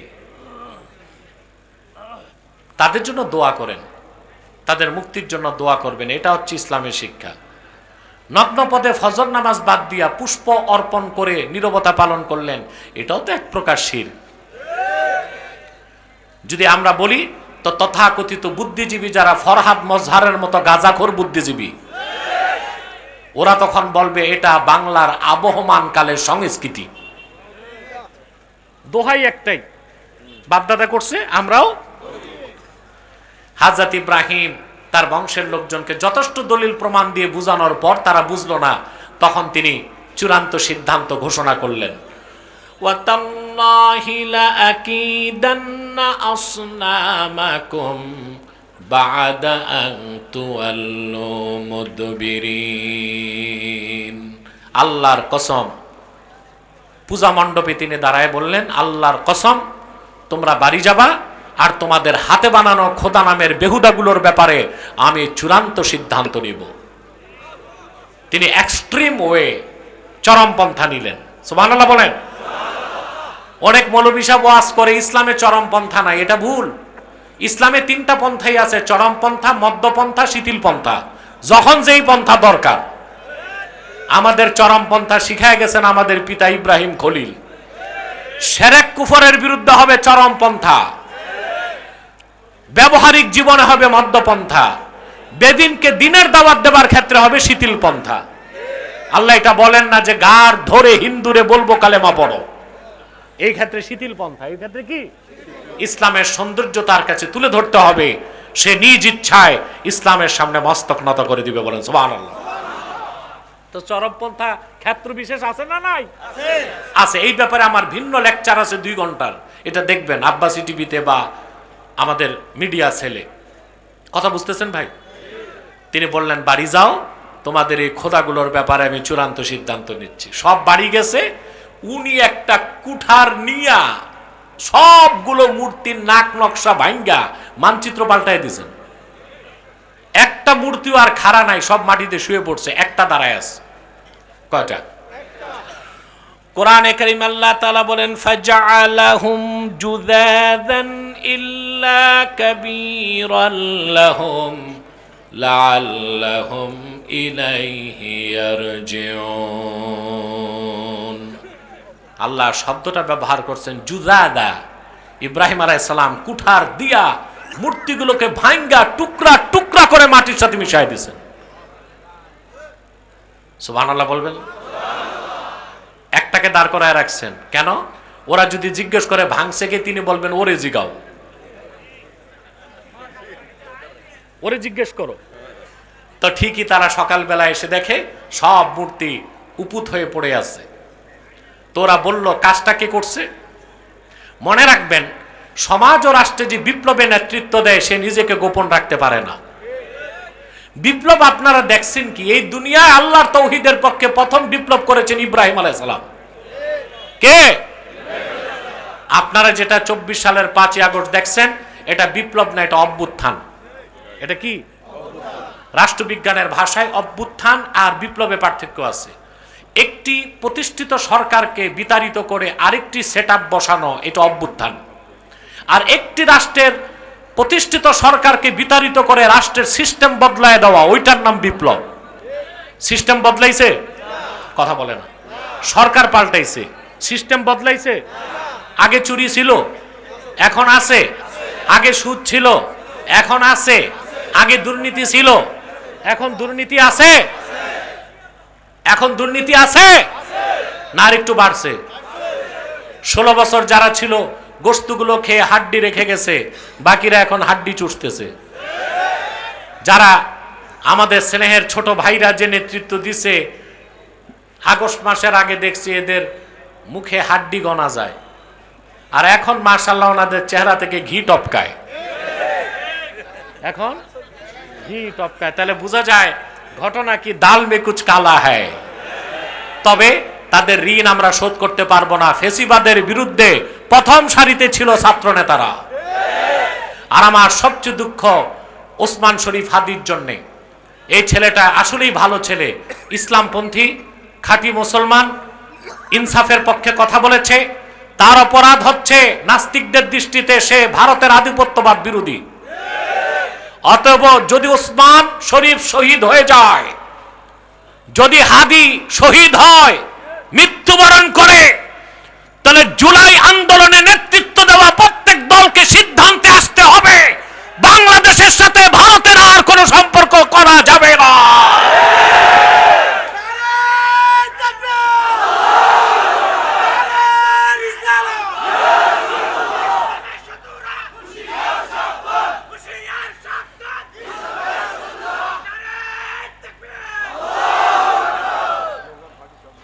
প্রিয় ভাইরা, কথা শুনতেছেন? ভারত আপনাদের বন্ধু না শত্রু? প্রতিবেশী রাষ্ট্র, তার সাথে সম্পর্ক থাকবে, ভ্রাতৃত্বের সম্পর্ক না, সম্প্রীতির সম্পর্ক না। তার সাথে চুক্তি হবে বাণিজ্যিক, চুক্তি হবে অর্থনৈতিক, চুক্তি হবে সামরিক, চুক্তি হবে কূটনৈতিক, কিন্তু সে আমাদের শত্রু, তার সাথে আমাদের বন্ধুত্বের, ভ্রাতৃত্বের, সম্প্রীতির কোনো সম্পর্ক হতে পারে না। শুধু ভারতীয় আধিপত্যবাদের বিরোধিতা করার কারণেই ওসমান হাদিকে গুলি করা হয়েছে। আমরা দোয়া করি আল্লাহ তাকে হায়াত দারাজ করুক, জীবিত তাকে তার মায়ের কোলে ফিরায় দেয়, আর যদি শাহাদাত বরণ করে আল্লাহ যেন তার শাহাদাতকে কবুল করে নেয়। বাংলাদেশের ডাক্তাররা ফেল, সিঙ্গাপুরের ডাক্তাররাও বলেছে তাদের কাছে ট্রিটমেন্ট নাই, এটা পাঠাতে হবে ইংল্যান্ডে কিংবা আমেরিকাতে। এত দূরের পথ, আসলে যে ভাগ্যে কি আছে আল্লাহ তাআলাই ভালো জানেন। কিন্তু আমি যে কথা বলছিলাম, ভালো করে কথা শুনে রাখুন, বাংলাদেশের সেটআপ চেঞ্জ হয়েছে, সিস্টেম চেঞ্জ হয়েছে, কথা বলে না। এটা বিপ্লব না, পৃথিবীতে প্রথম বিপ্লব করে গেছেন ইব্রাহিম আলাইহিস সালাম। সুবহানাল্লাহ বলবেন? সবগুলো মূর্তি ভাঙ্গা মাটিতে বিছাই দিয়েছেন। লোকেরা বলতে লাগলো আমাদের উপাস্য, আমাদের খোদাদের সাথে এরকম কাজটা কে করলো? সে তো খুবই জালেম মানুষ। আমি আগেই বলেছি বিপ্লবীকে গোপন রাখা যায় না। লোকেরা বলতে লাগলো ক্বালু সামি'না ফাতান ইয়াযকুরুহুম ইউকালু লাহু ইব্রাহিম। আমরা একজন যুবকের নাম শুনেছি, এই মূর্তিগুলোর বিরোধিতা করে, সে ছাড়া কেউ করে নাই, লোকেরা তারে ইব্রাহিম বলে ডাকে। সংবাদ চলে গেল নমরুদের কাছে, ইব্রাহিম আলাইহিস সালামকে অ্যারেস্ট করা হলো, বিশাল অগ্নিকুণ্ড নির্মাণ করা হলো। অগ্নিকুণ্ডের আগে তারা ক্যাবিনেট বসছে, নমরুদেরও ক্যাবিনেট ছিল না? ক্যাবিনেটে সিদ্ধান্ত নিছে কি শাস্তি দিবে। ওরা বলল হাররিকুহু ওয়ানসুরু আলিহাতাকুম ইন কুনতুম ফাইলিন। ইব্রাহিমকে জনসম্মুখে উপস্থিত করে আগুনে জ্বালাও, আর তোমাদের উপাস্যগুলোকে সাহায্য করো যদি কিছু করতেই চাও। যেরকম ক্যাবিনেটের সিদ্ধান্ত ওই রকম কাজ শুরু হয়ে গেল। অগ্নিকুণ্ড নির্মাণ করা হলো, কাঠের কামান বানানো হলো, কাঠের কামানের হাতলে ইব্রাহিম আলাইহিস সালামকে বসায় দেওয়া হলো। এটা ছিল তার 10 পরীক্ষার মধ্যে সবচেয়ে কঠিন 2 পরীক্ষার একটা পরীক্ষা। দাও দাও করে আগুন জ্বলছে, কাঠের কামান ঘুরছে, রশি কাটলেই তিনি চলে যাবেন আগুনে। হযরত ইব্রাহিম আল্লাহর হুকুম মানার ক্ষেত্রে কতটুকু আনুগত্যশীল তিনি মুসলিম, আল্লাহ পরীক্ষা নিতে চাইলেন। আল্লাহ জিবরিলকে পাঠিয়ে দিলেন। জিবরিল এসে ইব্রাহিম খলিলের সামনে দাঁড়ায় বললেন, ইব্রাহিম একটু পরেই তুমি আগুনের কুণ্ডলিতে চলে যাবা। আমি আল্লাহর সবচেয়ে শক্তিশালী ফেরেশতা, আমার নাম জিবরিল। আলাকা হাজাতুন ইয়া ইব্রাহিম, সাহায্য লাগবে কিনা বলো? প্রশ্ন করছে কে? জোরে বলেন। আল্লাহর প্রতি আত্মসমর্পণকারী বান্দা ইব্রাহিম জবাব দিলেন, রে জিবরিল আমার সাহায্যের দরকার আছে, কিন্তু তোমার কাছে প্রশ্ন করি, হাজাতুন ইলাইকা আও ইলাল্লাহ, তোমার কাছে সাহায্য চাইবো না যে আল্লাহর তাওহীদের পক্ষে কাজ করার কারণে আগুনে যাচ্ছি সে আল্লাহর কাছে সাহায্য চাইবো? পরীক্ষায় পাশ হয়েছিলেন কিনা? জিবরিল চলে গেছেন, কাঠের কামান ঘুরছে, রশি কেটে দেওয়া হলো, ছিটকে তিনি চলে গেলেন আগুনে। আগুন তার শরীর ধরার আগে তিনি পড়তে লাগলেন, হাসবিয়াল্লাহু ওয়া নি'মাল ওয়াকিল। দোয়াটা মনে থাকবে? সকাল বিকালে এই দোয়া 14 বার পড়লে কোনো বিপদ আপনার কাছে আসবে না। যেভাবে দেশে টার্গেট কিলিং শুরু হয়েছে, কথা বলেন, বাংলাদেশের বাইরের দুইটা শক্তি, একটা পরাশক্তি আর একটা আমার বাসায় পেতি শক্তি। পেতি শক্তি বুঝেন কথা? কুত্তা দুই রকম না, একটা শিকারী কুত্তা আর একটা পেতি কুত্তা।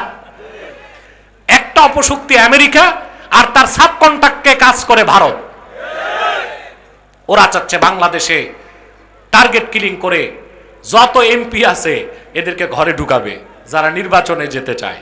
মনে করেন একটা না গুলি খাইছে, আর 10টা যদি গুলি খায় তাহলে দুঃসাহসী পার্লামেন্টে যারা নির্বাচনে যেতে চায় তারা যারা কেউ মাঠে নামবে? নির্বাচন হবে? নির্বাচনকে ভণ্ডুল করতে চায়। আপনাদের মনে রাখতে হবে রাজনীতিবিদদেরকে নিরাপত্তা দেবার মালিক কে? আল্লাহ নিরাপত্তা দিবেন, চেষ্টা আপনার। হযরত ইব্রাহিম পড়লেন হাসবি আল্লাহু ওয়া নি'মাল ওয়াকিল, আল্লাহই আমার জন্য যথেষ্ট, তিনি সর্বোত্তম অভিভাবক, বলেন সুবহানাল্লাহ। সহিহ বুখারীতে এসেছে আল্লাহর হাবিব ইরশাদ করেছেন হাসবি আল্লাহু ওয়া নি'মাল ওয়াকিল ক্বালাহা ইব্রাহিমু হিনা উলকিয়া ফিন্নার।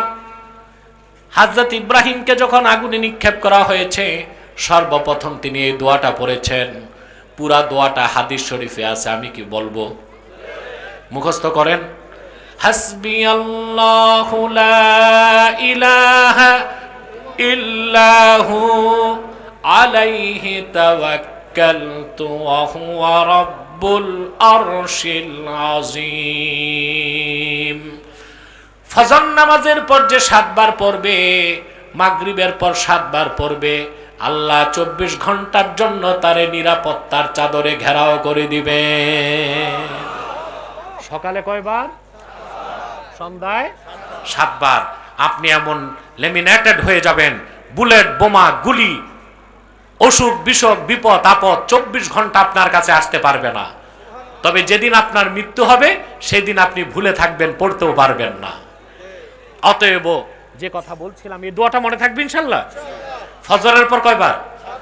মাগরিবের পর 7 বার। কিন্তু ফজর বাদ দিয়া দোয়া পড়লে হবে না, ফজর পরে দোয়াটা পড়তে হবে। মাগরিব বাদ দিয়া বিনা ওযুতে পড়লে হবে না, মাগরিব পরে দোয়াটা পড়তে হবে। আমরা এই আমলটা করব তো ইনশাআল্লাহ। তিনি চলে গেলেন হযরত ইব্রাহিম আগুনে, তিনি যাকে আব্বা বলতেন আজার, প্রাসাদের ছাদে তাকায় আছে। এই লেলিহান আগুনের শিখা কতক্ষণে ইব্রাহিমকে জ্বালায় দেখবে।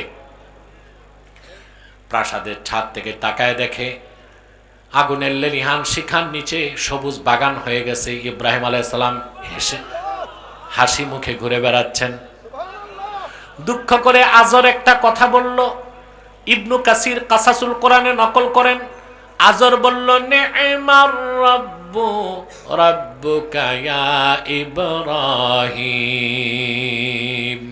সত্যি ইব্রাহিম, তোমার রব যিনি আল্লাহ, তিনি একমাত্র সত্য রব, উত্তম অভিভাবক। আমরা তোমাকে আগুনে দিলাম আর আগুনকে তিনি ফুলের গুলিস্তান বানায় দিলেন, বলেন সুবহানাল্লাহ। কয়েকদিন পর ইব্রাহিম আলাইহিস সালাম বেরিয়ে আসলেন, তা দেখে নমরুদের লোকজন অনেকে মুসলমান হয়ে গেছে। আল্লাহ নির্দেশ করলেন, ইব্রাহিম আর এক মুহূর্ত তুমি বাবেলে থাকতে পারবা না, হিজরত করো, আমার পক্ষ থেকে নমরুদের উপর আযাব আসতেছে। তিনি তার ভাতিজা লূত আলাইহিস সালামকে নিয়ে, স্বল্প সংখ্যক ঈমানদার নিয়ে, আর ওনার 3 জন স্ত্রী ছিল। কয়জন এটা জানেন? আপনারা 2 জনের নাম জানেন, সারা আর হাজেরা। স্ত্রী ছিল 3 জন, সারা, হাজেরা, কুতায়রা। তৃতীয় স্ত্রীর নাম কি? কুতায়রা। এটা আমাদের অনেকের জানা নাই, এজন্য আমরা মনে করি 2 স্ত্রী ছিল। ওনার ছিল স্ত্রী কয়জন? 3 জন। আল্লাহ হুকুম করলেন দেশ ছাড়ো। তিনি বাবেল থেকে মিশর হয়ে চলে গেলেন ফিলিস্তিন। কোথায়? আবার পরীক্ষা চলে আসলো। আল্লাহ দেখতে চাইলেন তিনি কতটুকু আত্মসমর্পণকারী। সুবহানাল্লাহ বলবেন। আল্লাহ ডেকে বললেন, ইব্রাহিম, তোমার স্ত্রী হাজেরা আর বড় সন্তান ইসমাইলকে মক্কায় রেখে আসো। তখন মক্কার নাম ছিল বাক্কা। কি ছিল? কোরআন শরীফে মক্কার এক নাম আছে বাক্কা। বাক্কা কেন? বাক্কা ইয়াবুক্কু তাবুক্কু মানে চূর্ণ বিচূর্ণ করা। তো মুফাসসিরগণ লেখেন সুমিয়াতিল মাক্কাতু বিবাক্কাতা লিআন্নাহা তাবুক্কু আনাকাল জাবাবেরা। এই পৃথিবীতে যত অত্যাচারী শাসক মক্কায় ঢুকতে চাইছে বেয়াদবি করতে, মক্কা তাদের গর্দান চূর্ণ করে দিয়েছে। বলেন সুবহানাল্লাহ। এই জন্য মক্কার নাম কি? সুবহানাল্লাহ। তিনি আল্লাহর হুকুম আসছে, দেরি করলেন না, স্ত্রী আর সন্তান নিয়ে চলে গেলেন মক্কায়। যে দেখেন বাড়ি নাই, ঘর নাই, খাদ্য নাই, পানি নাই, কিচ্ছু নাই। জমজম কূপ তখন ছিল না, সেখানে হযরত হাজেরাকে বসালেন। ছোট ফুলের চেয়েও সুন্দর শিশু বাচ্চা ইসমাইলকে মায়ের কোলে দিয়া ইউটার্ন নিয়া দৌড় দিছেন। বুখারী শরীফের হাদিস, আল্লাহর হাবিব সাল্লাল্লাহু আলাইহি ওয়াসাল্লাম বলেন, নাদাতহু উম্মু ইসমাইল। ইসমাইলের মা তখন ইব্রাহিমকে ডাক দিল। সুবহানাল্লাহ বলবেন না? এখানে একটা সূক্ষ্ম বিষয় আছে। ইসমাইলের মার নাম কি? এই বর্ণনায় হাজেরা নাম আসলো না কেন? এটা কেন আসলো? ইসমাইলের মা ডাক দিয়েছে। কোরআন হাদিসের তাকাজা হচ্ছে মহিলাদের নামটাও গোপন রাখা হোক। সুবহানাল্লাহ। মহিলারা শুধু পর্দা করবে না, তাদের নামটাও কি গোপন থাক। যেমন আল্লাহ তাআলা কোরআন শরীফে ফেরাউনের নাম নিয়েছেন, কিন্তু তার স্ত্রী আসিয়া, মুমিনা, আবেদা, জাহেদা, তার নামটা, এটাই কোরআন হাদিসের তাকাজা। বিশেষ কারণ ছাড়া মহিলাদের নামটাও গোপন রাখা উচিত। কিন্তু আপনারা মহিলাদের ক্ষমতায়নের নামে মহিলাদেরকে মাঠে নামাই দিচ্ছেন, ঠিক কিনা? ইলেকশন করতেছে, মেম্বারি, চেয়ারম্যানি, কথা বলেন। পর্দা তো করেই না, পোস্টারে বিশাল ছবি লিখে দিছে, কুতকুতি বেগমকে ঠেলাগাড়ি মার্কায় ভোট দিন। আশ্চর্য অবস্থা। এটা কি মহিলাদের কাজ? কথা বলেন। তারপর বলা হয় বাংলাদেশে নাকি নারীর ক্ষমতায়ন আরো বাকি আছে। বেটা, দেশ স্বাধীনের 30 বছর মহিলারাই তো দেশ চালাইলো, আবার কি বাকি আছে? এখন বাকি আছে বাইতুল মোকাররমের খতিব পদ। আলেম ওলামা না থাকলে তাও করতো ওরা। আপনি জানেন নারীর অধিকার প্রতিষ্ঠায় সবচেয়ে বেশি টাকা আসে বাংলাদেশে কোন দেশ থেকে জানেন? আমেরিকা। কোন দেশ থেকে? আমেরিকা থেকে।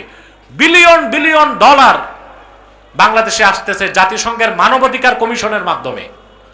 কাজ কি? নারীদের অধিকার প্রতিষ্ঠিত করা। কিন্তু আপনারা কি একটু চিন্তা করছেন, বাঙালি মুসলমান, মার্কিন যুক্তরাষ্ট্রে গণতন্ত্রের বয়স হয়েছে 240 বছর, বর্তমান প্রেসিডেন্ট হচ্ছে 47তম। 240 বছরে কোনো নারীকে তারা প্রেসিডেন্ট বানায় নাই। আর তারাই কিনা বাংলাদেশে চায় নারী পুরুষের সমান অধিকার। এটা যে ভাওতাবাজি আর বুঝতে বাকি আছে। এত নারী পুরুষ সমান অধিকার চাও, তো সেনাপ্রধান নারী বানাও না কেন? কথা বলেন। সব জায়গায় সমান অধিকার। সারা দুনিয়ার কোথাও শুনছেন সেনাবাহিনী প্রধান মহিলা হয়েছে?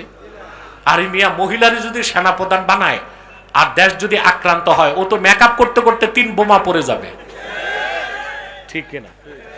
আচ্ছা, আরেকটা কথা, এই যে প্লেন আকাশে উড়ে, দেখছেন না? একটা বড় প্লেন যেটা ড্রিম লাইনার, আপনার বড় প্লেন, এও অনেক দাম। এই প্লেনের 1200 থেকে 1400 কোটি টাকা একটা প্লেনের দাম। 737, 777, 380, এই বড় প্লেনগুলোতে 4 জন পাইলট থাকে, ক্যাপ্টেন থাকে, পাইলট থাকে, কো পাইলট থাকে। জানেন তো এটা? কিন্তু পৃথিবীর এভিয়েশন সায়েন্স অনুযায়ী শুধু মহিলা পাইলট দিয়া কোনো প্লেন আকাশে উঠায় না। পুরুষ পাইলট থাকলে মহিলা একজন থাকে, পুরুষ থাকলে মহিলা একজন থাকে। কারণ মহিলারা কুইক ডিসিশন, তাৎক্ষণিক সিদ্ধান্ত নিতে পারে না।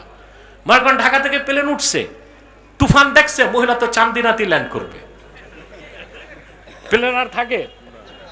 এই জন্য মহিলাদেরকে পুরুষ পাইলটের সাথে দেওয়া হয়, হোক ক্যাপ্টেন, হোক পাইলট, হোক কো পাইলট। কিন্তু যেখানে পাইলট বসবে ককপিট, ওখানে পুরুষ থাকতেই হবে। এগুলো ওরা স্বীকার করে না, কিন্তু আমরা তো বুঝি, কথা বলে না। তাহলে আমরা সকল ক্ষেত্রে নারী পুরুষের সমান অধিকার চাই না, সকল ক্ষেত্রে নারী পুরুষের ন্যায্য অধিকার চাই, ঠিক কিনা? আল্লাহর হাবিব সাল্লাল্লাহু আলাইহি ওয়াসাল্লাম ইরশাদ করেছেন, ফানাদাতহু উম্মু ইসমাইল। ইসমাইলের মা ইব্রাহিমকে ডাক দিল, একবার, দুইবার, তিনবার, কোনো জবাব নাই। আম্মা জান হাজেরা তখন ডাক দিয়ে বলল, ইব্রাহিম, এটা কি তোমার নিজের সিদ্ধান্ত না আল্লাহর ফয়সালা? এবার হযরত ইব্রাহিম ঘুরে দাঁড়িয়ে বললেন, হাজেরা, আল্লাহর খলিল ইব্রাহিম আল্লাহর হুকুমের বাইরে একটা কদমও ফেলতে পারে না। হযরত হাজেরা বললেন, তাইলে আমার আর কোনো প্রশ্ন নাই, তুমি চলে যাও। বিশাল ঘটনা, তা বলা আমার উদ্দেশ্য না, আমি আমার সাবজেক্টটা বুঝাতে যতটুকু দরকার ততটুকু বলছি। চলে গেলেন তিনি। হযরত ইসমাইলের মা সাফা মারওয়ায় 7 বার দৌড়ালেন পানির জন্য, জানেন তো। নিরাশ হয়ে যখন ফিরে আসলেন, দেখেন হযরত ইসমাইলের পদাঘাতে জমজম কূপ থেকে পানি বের হচ্ছে, জমজম হয়ে গেছে। সুবহানাল্লাহ। পানি পান করলেন, পানি পান করলেন, তারপরে সন্তানকে পানি পান করালেন। ইয়ামানের জুরহাম কাবিলার এক দল এ পাশ দিয়ে যাচ্ছিল, ওদের পানি নাই, সাফা মারওয়া পার হয়ে এসেই দেখে পানির এক ফোয়ারা, মানে জমজম কূপ। পাশে বসে আছে স্বর্গীয় চেহারাদারী এক মহিষী নারী, তার কোলে হীরার টুকরার মতো সুন্দর এক বাচ্চা। সুবহানাল্লাহ। আর অল্প সময়, 10-15 মিনিট। ঠিক, কথা শুনতেছেন প্রিয় ভাইরা? তারা বুঝতে পেরেছে নারী কোনো সাধারণ নারী নয়। জুরহাম কবিলার লোকজন এসে বলল, মা, পানির তৃষ্ণায় আমাদের জীবন অষ্টাগত, অনুমতি দিলে আমরা পানি পান করব। হযরত হাজেরা বললেন, কূপ তো আমার না, আল্লাহর কূপ, আল্লাহর বান্দাদের জন্য কিয়ামত তো খোলা থাকবে। পানি পান করে তারা পরিতৃপ্ত হলো, অনুমতি চাইলো, আমরাও বসবাস করতে চাই আপনার পাশে। তারা বসবাস শুরু করে দিল। এই জুরহাম গোত্রের লোকজনই ছিল হযরত ইসমাইলের নানার বংশ। সুবহানাল্লাহ। ফালাম্মা বালাগা মাআহু সাইয়া, হযরত ইসমাইল যখন দৌড়াদৌড়ির বয়সে পৌঁছলো, 7 বছর পর ইসমাইল আলাইহিস সালাম ইব্রাহিম ফিরে আসলেন। একটি বর্ণনায় 7 বছর বয়স তার, আর এক বর্ণনায় 13 বছর। বালেগ হন নাই। এতদিন পর বাপ ফিরে এসেছে, এসে দেখেন নির্জন নিভৃত জনমানব শূন্য মক্কা নগরীতে পরিণত হয়ে গেছে। সন্তানটারে বুকে জড়ায় ধরছেন, আর সন্তানের স্নেহের ভালোবাসার ঢেউ ইব্রাহিমের কলিজায় ঢেউ তৈরি করে দিছে। আল্লাহ ডাক দিয়ে, আল্লাহ পরপর 3 দিন স্বপ্ন দেখালেন, ইব্রাহিম, তোমার সবচেয়ে বেশি মনের টান যেই দিকে, সেই জিনিসটা কোরবানি করো। তিনি বুঝে গেছেন আল্লাহ কি চান। সন্তানকে ডেকে বললেন, ইয়া বুনাইয়া ইন্নী আরা ফিল মানামি আন্নী আযবাহুক ফানজুর মাযা তারা। প্রিয় বৎস, আমি স্বপ্নে দেখি আমি তোমাকে জবাই করছি, তুমি চিন্তা করো। হযরত ইসমাইল নিজেও ছিলেন নবী, তার বাপ ইব্রাহিম নবী। হযরত ইসমাইল বুঝতে পেরেছেন আমার বাবা যেহেতু নবী, তার স্বপ্ন না, সেটা ওয়াহি। তিনি রেখে বললেন, ইয়া আবা তিফআল মা তুমার, প্রিয় পিতা, যা হুকুম হয়েছে তা করুন। পিতাও তৈয়ার, সন্তানও তৈয়ার, হাতে ছুরিও তৈয়ার। আল্লাহ এবার বলেন, ফালাম্মা আসলামা ওয়া তাল্লাহু লিল জাবিন, পিতা পুত্র দুজনেই যখন পরিপূর্ণ মুসলিম হয়ে গেল। আল্লাহু আকবার। এটাই ইসলাম। এটাই কি? আল্লাহ বলেন, পিতা পুত্র দুজনেই যখন চূড়ান্ত আত্মসমর্পণ করলো, পিতা যখন সন্তানকে চিৎ করে শোয়াই দিল জবাই করতে, আমি ডাক দিলাম, ফানাদাইনাহু ইয়া ইব্রাহিম কদ সাদ্দাকতার রুইয়া ইন্না কাযালিকা নাজজিল মুহসিনিন। ইব্রাহিম, তুমি পরীক্ষায় উত্তীর্ণ হয়ে গেছো, তোমারও তোমার সন্তানের আত্মসমর্পণের পরীক্ষা আমি দেখে নিছি, জবাই করতে হবে না, দুম্বা পাঠালাম, কোরবানি করো। সুবহানাল্লাহ। আল্লাহ ডেকে বলেন, ইব্রাহিম, তোমার ও তোমার সন্তানের আত্মসমর্পণের পুরস্কার দিচ্ছি, তোমরা আমার ঘর কাবা তৈয়ার শুরু করে দাও। আল্লাহ তাআলা কোরআন কারীমে হযরত ইব্রাহিমের মাধ্যমে ইসলামের শিক্ষা দিয়েছেন। তাহলে আল্লাহ তাআলা কোরআনে বলেছেন, সূরা আলে ইমরান 102 নম্বর আয়াত, ইয়া আইয়ুহাল্লাযীনা আমানুত্তাকুল্লাহা হাক্কা তুকাতিহি ওয়া লা তামুতুন্না ইল্লা ওয়া আনতুম মুসলিমুন। সূরা আলে ইমরান আয়াত নাম্বার কত? 102। আল্লাহ শুরু করলেন ঈমান দিয়ে, শেষ করলেন ইসলাম দিয়ে, মাঝখানে তাকওয়া। তাহলে কি বোঝা যায়? ঈমান এনে মুমিন হতে হবে, তারপর তাকওয়া ভিত্তিক জীবন যাপন করে মুসলমান হতে হবে। ঠিক কিনা বলেন? আল্লাহর আখিরি নবী মুহাম্মদ সাল্লাল্লাহু আলাইহি সাল্লামের দ্বীনকে পুরাপুরি বিশ্বাস করার নাম ঈমান। অতঃপর সেই দ্বীনের বিধান মোতাবেক চলাটাই তাকওয়া। হালালকে হালাল হিসেবে গ্রহণ করা, হারামকে হারাম হিসেবে বর্জন করা, এটাই তাকওয়া। এই জন্য আল্লাহ বলেছেন, ইয়া আইয়ুহাল্লাযীনা আমানুত্তাকুল্লাহা হাক্কা তুকাতিহি, আল্লাহকে যথার্থ ভয় করো। আপনি যখন শরীয়তের বিধান মেনে নেবেন, এটাই তাকওয়া। আর পরিপূর্ণ তাকওয়ার পুঁজির মাধ্যমে আপনি খাঁটি মুসলমান হয়ে যেতে পারবেন।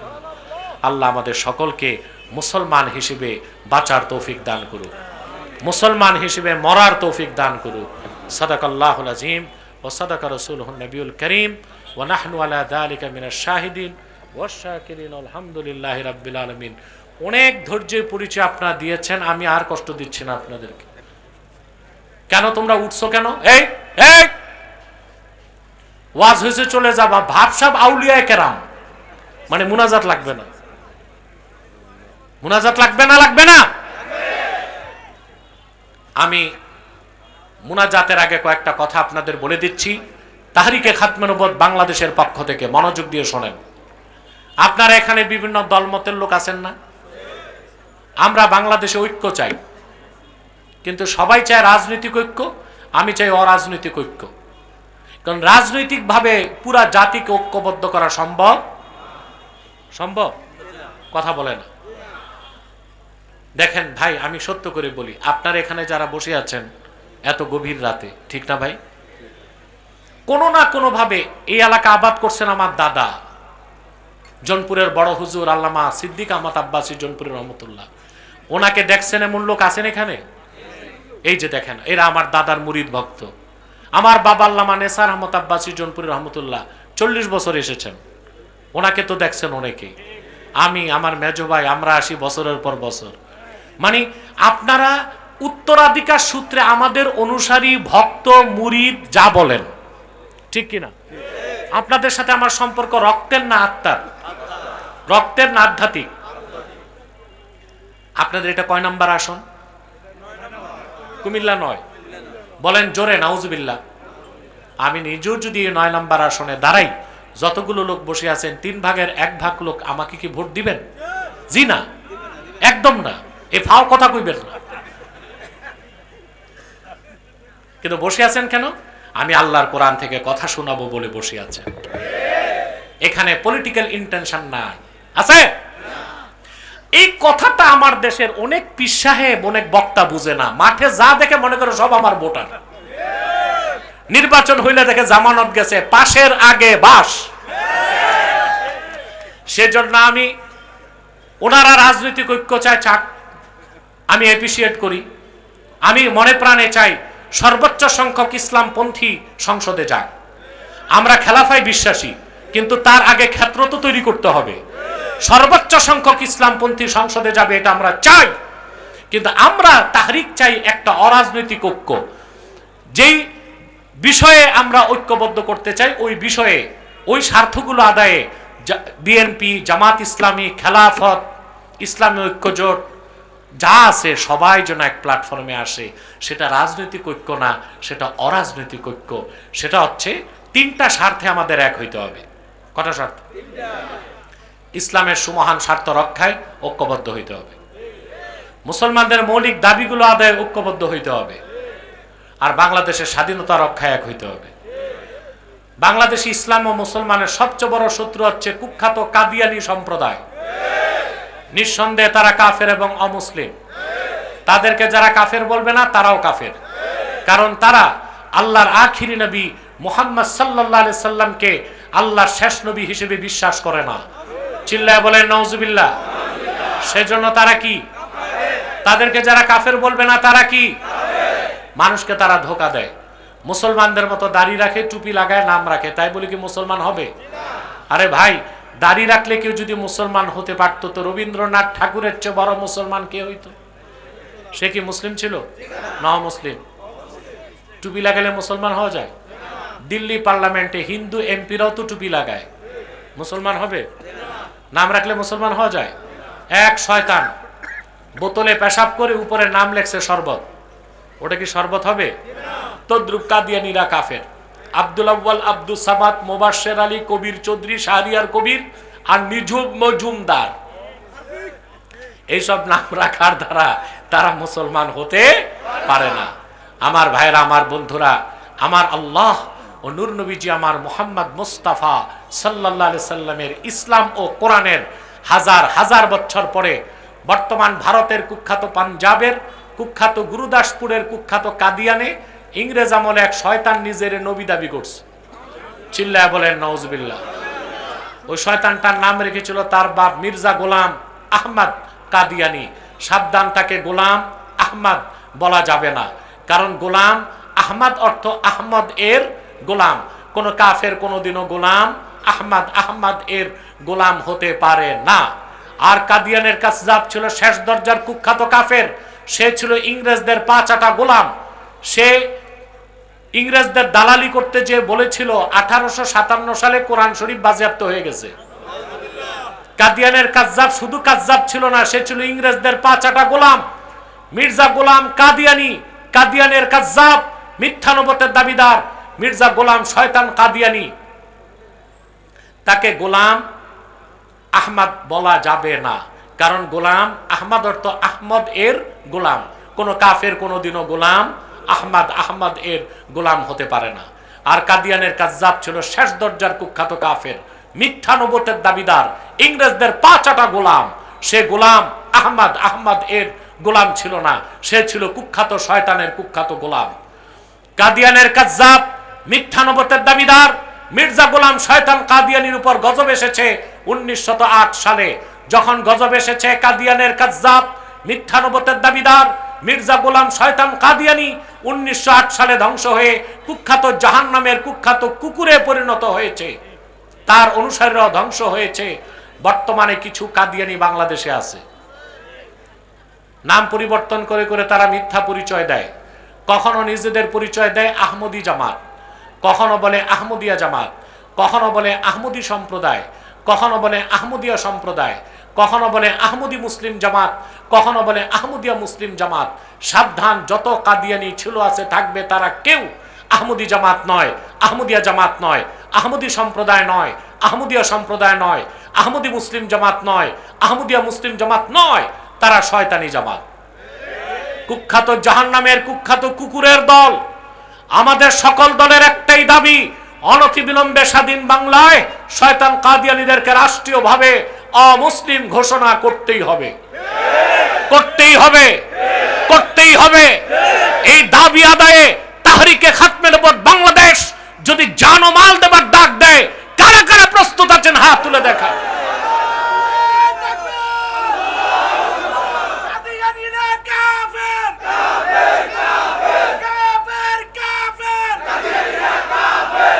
প্রিয় সুধী, তাদেরকে অর্থনৈতিক সহযোগিতা করবেন না। করেন আপনারা? জি করেন।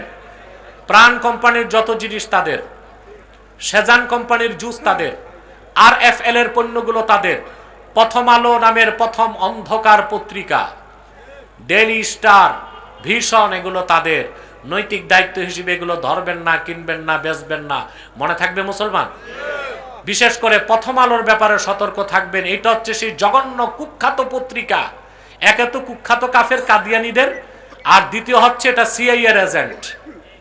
আপনারা 1/11 ঘটনা জানেন না? কথা বলেন। এই যে বাংলাদেশে ফেসিবাদ 16 বছর ছিল, এর জন্য দায়ী ছিল 1/11। এটা জানেন? ফখরুদ্দিন মঈনুদ্দিন। তো 1/11 ঘটনা ঘটেছে কে? আমেরিকা। সাব কন্ট্রাক্ট দিছিল ভারতকে, সাব কন্ট্রাক্ট দিছিল ভারতকে। তারপর কি হইল? বাংলাদেশে কত আলেম জীবন দিল, কত ছাত্র মারা গেল, কত রাজনৈতিক নেতা জীবন দিল। বেগম খালেদা জিয়ার বয়স 75 পার হওয়ার পর তাকে বিদেশ ট্রিটমেন্ট নিতে দেয় নাই। তারেক রহমানকে তার মায়ের কোলে আসতে দেয় নাই। কত আলেমকে ফাঁসিতে ঝুলালো, কত মানুষকে হত্যা করলো, কত ছাত্রকে শাপলা চত্বরে কত মানুষ মারা হয়েছে, তার হিসাব জানেন? আমার কাছে তার হিসাব আছে। 3000 মানুষকে শহীদ করা হয়েছে শাপলা চত্বরে। এই সব কিছুর পিছনে ছিল 1/11 দায়ী। ওটা ঘটাইছে কে? আমেরিকা। সাব কন্ট্রাক্ট নিছে কে? ভারত। তখন আমেরিকার CIA এর পক্ষে ন্যারেটিভ প্রচার করত বাংলাদেশে কুখ্যাত প্রথম আলো পত্রিকা। তাহলে এই পত্রিকা কেন নিষিদ্ধ হলো না? এই জন্য বলছি বিপ্লব হয় নাই। হয়েছে বিপ্লব? ফেসিবাদের দোসর CIA এর এজেন্ট প্রথম আলো পত্রিকা বাংলাদেশে নিষিদ্ধ করতে হবে। যদি আওয়ামী লীগের মতো 70 বছরের পুরান দল নিষিদ্ধ করা যায়, শেখ মুজিবের বাড়ি ভেঙ্গে গুড়ায় দেওয়া যায়, তাহলে প্রথম আলো নিষিদ্ধ করতে বাধা কোথায়? বাঙালিতে জানতে চায় সরকারের কাছে। আমরা তা নিষিদ্ধ হোক চাই। চান আপনারা? চান আপনারা? পড়বেন না, কাউকে পড়তেও দিবেন না। আরেকটা অমুসলিম সম্প্রদায় মাথা চাড়া দিছে, এটার নাম হিজবুত তাওহীদ। খুবই জঘন্য। এরা যুবকদের ধ্বংস করতেছে হানি ট্রেপ দিয়ে। ওরা বলে ছেলে মেয়ে যদি রাজি থাকে, মানে মিয়া বিবি রাজি কে করেগা কাজী, ছেলে মেয়ে যদি সম্মত হয় বিয়ে ছাড়াও ফিজিক্যাল রিলেশন বৈধ। এবং হিজবুত তাওহীদের এজেন্ট মনোহরগঞ্জে ঢুকে গেছে, আমার কাছে সংবাদ পৌঁছেছে। একদম শিকড় শুদ্ধ উপরে দিবেন। তারা প্রচার করে নামাজ হচ্ছে ট্রেনিং, অজু থাকলেও হবে, অজু ছাড়াও হবে। ইসলামের পরিভাষা তারা বদলাতে চায়। তারা ইসলাম বলে না, বলে ইসলাম। ইমাম বলে না, বলে এমাম। নামাজ বলে না, বলে নোমাজ। কিতাব বলে না, বলে কেতাব। এরা সিআইএ না, এরা হচ্ছে মোসাদ কর্তৃক নিয়ন্ত্রিত। এদেরকে পেলে ধরে উত্তম মধ্যম দিয়া পুলিশ ভাইদের হাতে দিয়ে দিবেন। পারবেন না ইনশাল্লাহ? আরেকটি অমুসলিম সম্প্রদায় আমাদের স্বাধীনতায় হাত দিতে চাচ্ছে। এটা হচ্ছে খ্রিস্টান মিশনারিদের একটি গোপন সংগঠন, যাদের নাম ঈসাই জামাত। তারা মুসলমানদের মতো নাম রাখে, দাড়ি রাখে, কিন্তু খ্রিস্টান। ওরা জিজ্ঞেস করলে বলে আমরাও মুসলমান, তবে আমরা ঈসার উম্মত মুসলমান। ঈসার উম্মত মুসলমান না খ্রিস্টান? 1978 সাল থেকে এই পর্যন্ত 2.5 লক্ষ মুসলিম পরিবারকে তারা খ্রিস্টান বানায় ফেলছে। তাদের মাস্টার প্ল্যান হচ্ছে খ্রিস্টান সংখ্যা যখন অনেক বেড়ে যাবে, তখন সুদানের মতো কিংবা পূর্ব তিমুরের মতো বাংলাদেশের একটা অঞ্চলকে আলাদা করে খ্রিস্টান রাষ্ট্র বানাবে। হতে দিবেন? জোরে বলেন দিবেন? এক সাগর রক্তের বিনিময়েও পশ্চিমাদের এই ঘৃণ্য চক্রান্ত বাংলাদেশে বাস্তবায়ন হতে দেওয়া হবে না। আপনাদেরকে অরাজনৈতিকভাবে সারা দেশে নেতৃত্ব দিচ্ছে তাহরিকে খাতমে নবুয়ত বাংলাদেশ। আপনাদের এই মনোহরগঞ্জ উপজেলা কাজ করে যাচ্ছে, আলহামদুলিল্লাহ। আপনারা তাদের সাথে থাকবেন, থাকবেন না ইনশাল্লাহ? আর আমাদের সাথে আপনাদের যে সম্পর্ক আধ্যাত্মিক, বাপ দাদা পূর্বপুরুষ থেকে, এই সম্পর্ক তো দুনিয়াতেও আছে, আখেরাতেও থাকবে। কি বলেন আপনারা? আমার ভাই, মেজো ভাই মাওলানা মুফতি ইহসানুল্লাহ আব্বাসী সাহেব জোনপুরি আসে আপনাদের এলাকায়, আসে না? আপনারা কি মনে করেন টাকার জন্য আসে? উনি আব্বাসী মঞ্জিল বসে থাকলেও মাসে 3-4 লাখ টাকা হাতে আসবে। কিন্তু এখানে কেন আসেন? আমি আজকে আসার সময় বললাম আমি বান্দুইন হয়ে এসেছি। বান্দুইন, এই বান্দুইনে একটা বটগাছের পূজা হইতো, জানেন আপনারা? বান্দুইনের খিল। কত আলেম ওলামা গেছে, এই গাছে একটা আঘাত করতে পারে নাই। 1978 সালে জোনপুর খানদানের সিংহ সন্তান আমার বাবা আল্লামা নেসার আহমদ আব্বাসী জোনপুরি রহমতুল্লাহ 10,000 মানুষের নেতৃত্ব দিয়ে নিজ হাতে সর্বপ্রথম বান্দুইনের এই শেরকি বটগাছে আঘাত করেছেন। কয়েক ঘন্টায় গাছ উৎপাটন করে মাটি সমান করে তিনি দিয়েছেন। এটা আজকের কথা না, 1978 সালের কথা। আমার বাবা ছিলেন এইরকম একজন বিপ্লবী মানুষ। শিরক ও কুফরের বিরুদ্ধে তিনি সংগ্রাম করে গেছেন সারা জীবন। আপনাদের এই এলাকায় তার ব্যাপক অবদান। আল্লাহ ওনাকে বেহেশতে উঁচু মাকাম দান করুন। তা আমি আমার ভাইকে বলেছি, যত ব্যস্ততা থাকুক মনোহরগঞ্জ ধরে রাখতে হবে। আমার দাদা হুজুরের সফরের এলাকা ছিল বিশাল বড়, মনোহরগঞ্জ, মুজাফফরগঞ্জ, হাজীগঞ্জ, ওদিকে চাঁদপুর, ওই লাল চাঁদপুর, একেবারে রহিমানগর, বড়ুড়া, বিশাল অঞ্চল নিয়ে ওনার এই সফরের কাজ হতো। উনি পালকিতেই চলতেন। তা আমি দাদা হুজুরের সাথে এখানে এসেছিলাম 86 সালে। কত সালে? আমি অনেক ছোট। তো ওনার পালকি বহন করতো, যার 8 জন লাগতো ওনার পালকি উঠাইতো, আর পিছনে কয়েকশো লোক স্লোগান দিত। তা আমি থাকতাম, আমার মেজো ভাই থাকতো, কিন্তু আমি ছোট ছিলাম। দাদা হুজুর আমাকে পালকির ভিতরে পায়ের কাছে বসাই দিতেন। তা আমি পালকিতে আপনাদের এলাকায় ঘুরছি, এমন কোনো মহল্লা নেই আমি চিনি না। একেবারে শিকচাইল, দিশাবন, জলম, আর কি আছে, হাটির পার, গোয়ালিয়ারা, হ্যাঁ, মহিষাতুয়া, রশিদপুর, তাহেরপুর, সব এলাকায় আমি ঘুরছি পালকিতে বসে বসে। তো এখন তার আমার সবসময় আসার সুযোগ হয় না। মেজো ভাই আসে, সম্পর্ক রাখবেন ইনশাল্লাহ, তরিকতের কাজ করে যাবেন, পারবেন না ইনশাল্লাহ? আজকে সালে সব মাহফিল সাবান কোথায় বলবা, এখনই মোনাজাত হবে।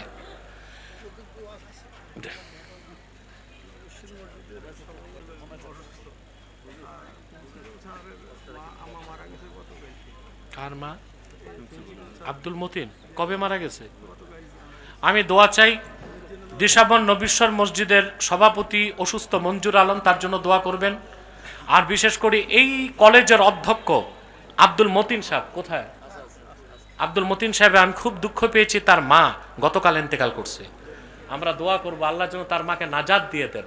আমার বাবা আবার আব্দুল মতিনকে খুব স্নেহ করতেন, আমার বাবার খুব দোয়া পেয়েছে আব্দুল মতিন সাহেব, ইনি এই কলেজে আছে, আমি তার জন্য দোয়া চাই। আর তার মায়ের জন্য দোয়া করবেন, আল্লাহ যেন তাকে বেহেশত নসিব করেন। আনোয়ারুল আজিম আছে, বেঁচে আছে? মারা গেছে তো? হ্যাঁ, কর্নেল আনোয়ারুল আজিম সাহেব মারা গেছেন, আগে আপনাদের জনপ্রতিনিধি ছিল, তার জন্য দোয়া চাওয়া হয়েছে, দোয়া করবেন ইনশাআল্লাহ। সাবেক এমপি ছিলেন।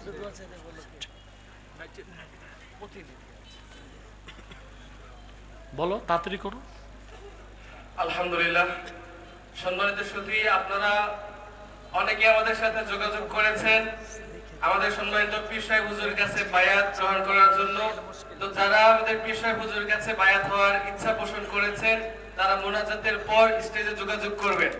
আজকের এই দ্বিতীয় বার্ষিকী সালে সওয়াব মাহফিলে যারা এত কষ্ট করে এত সুন্দর একটি আয়োজন আমাদেরকে উপহার দিয়েছেন, বিশেষ করে তাহরিকে খাতমে নবুয়ত বাংলাদেশ মনোহরগঞ্জ উপজেলা কমিটির প্রধান উপদেষ্টা জনাব মাজহারুল ইসলাম সজীব মিয়া, মেজু মিয়া, ছোট মিয়া এবং কমিটিতে আরো যারা আছেন, সংশ্লিষ্ট সভাপতি মাওলানা সিদ্দিকুর রহমান, সহসভাপতি নুরুল ইসলাম দুদু, ডাক্তার গাজী সেলিম রাজা, মোহাম্মদ মনসুর হোসেন, সাধারণ সম্পাদক মাওলানা মোতায়ের হোসেন, কামরুজ্জামান খুরশেদ, শাহ আলম, মোহাম্মদ আব্দুল কুদ্দুস, হারুন রশিদ, আলী আসাদ, দেলার হোসেন চৌধুরী, খুরশেদ আলম, মনিরুজ্জামান সহ আরো অনেকে যারা এই মাহফিলটিতে শুরু থেকে শ্রম দিয়েছেন, প্রত্যেকের জন্য আমি আমাদের পীর সাহেব হুজুরের কাছে দোয়া চাই এবং আপনাদের সকলের কাছে দোয়া চাই। একই সাথে আপনারা জানেন দীর্ঘদিন যাবৎ তাহরিকে খাতমে নবুয়ত বাংলাদেশ মনোহরগঞ্জ উপজেলা কমিটি নিষ্ঠার সাথে, ইনসাফের সাথে, আদালতের সাথে সকল প্রকার রাম বাম নাস্তিকদের বিরুদ্ধে, বিশেষ করে আমাদের মূল দাবি খাতমে নবুয়তের দাবি আদায় করার জন্য কাজ করে যাচ্ছে। আলহামদুলিল্লাহ, আপনারা যারা কাজ করতে চান, মনোহরগঞ্জ বাজারে আমাদের উপজেলা কার্যালয় রয়েছে, আপনারা অবশ্যই কার্যালয়ে যোগাযোগ করবেন। ইমানি তাকাজায় খাতমে নবুয়তের কাছে সকল দল মত মাসলাক মতাদর্শ সব কিছুকে উপেক্ষা করে খাতমে নবুয়তের ইস্যুতে আমরা সবাই এক প্ল্যাটফর্মে আসবো ইনশাআল্লাহ। আল্লাহ আমাদের সকলকে কবুল করুন, মঞ্জুর করুন। আমি মাইকটা চালা, আমি মনসুর সাহেবের জন্য দোয়া চাই। অসুস্থতা নিয়ে মাহফিলের জন্য খুব খাটাখাটনি করছে, আমি দোয়া চাই তার জন্য। আমাদের জনপ্রতিনিধি আপনাদের আবুল কালাম সাহেবের মা অসুস্থ, তার জন্য দোয়া করবেন। তারা দুজনই, আবুল কালাম সাহেব এবং আমাদের হুসাইনি সাহেব, অনেক সময় দিয়েছেন, আমি তাদের জন্য দোয়া করি, আল্লাহ তাদেরকে দিনের পক্ষে কাজ করার জন্য কবুল করে নিই। আমিন।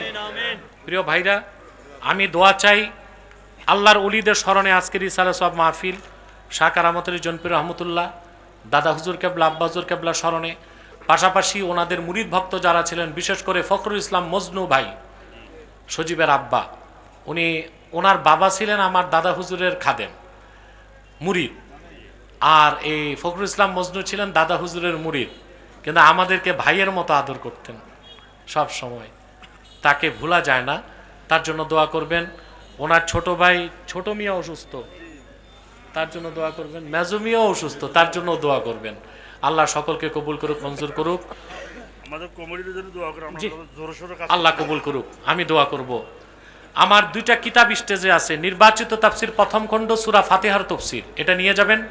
নির্বাচিত তাফসির দ্বিতীয় খণ্ড, এটা সূরা ফাতিহার তফসির। নির্বাচিত খণ্ড দ্বিতীয় খণ্ড, নির্বাচিত তাফসির দ্বিতীয় খণ্ড সূরা ইখলাস, সূরা ইনশিরাহের তফসির, এই দোনোটা তফসির আপনারা নিয়ে যাবেন, ইনশাআল্লাহ জ্ঞান অর্জন করতে পারবেন। আমি আমার পক্ষ থেকে সৌজন্য হিসেবে আবুল কালাম সাহেবকে দুইটা কিতাব হাদিয়া করলাম। জি, হোসেনি সাহেবকেও দিব, দাও কিতাব দাও দুইটা।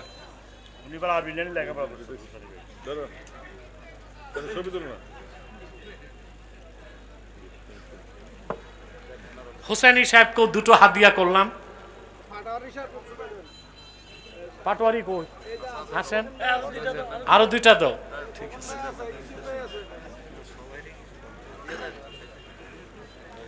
পাটোয়ারি সাহেবকেও দুটো দিলাম। এবার আসুন মুনাজাতের আগে আমরা একটু সালাত ও সালাম পড়ে নেই, যেন দোয়া আল্লাহ কবুল করেন।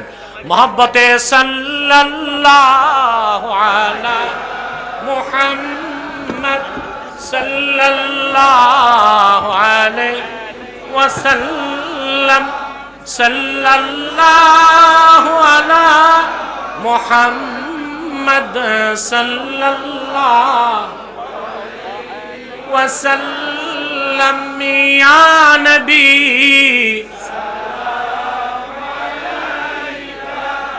ইয়া রাসূল ইয়া হাবিব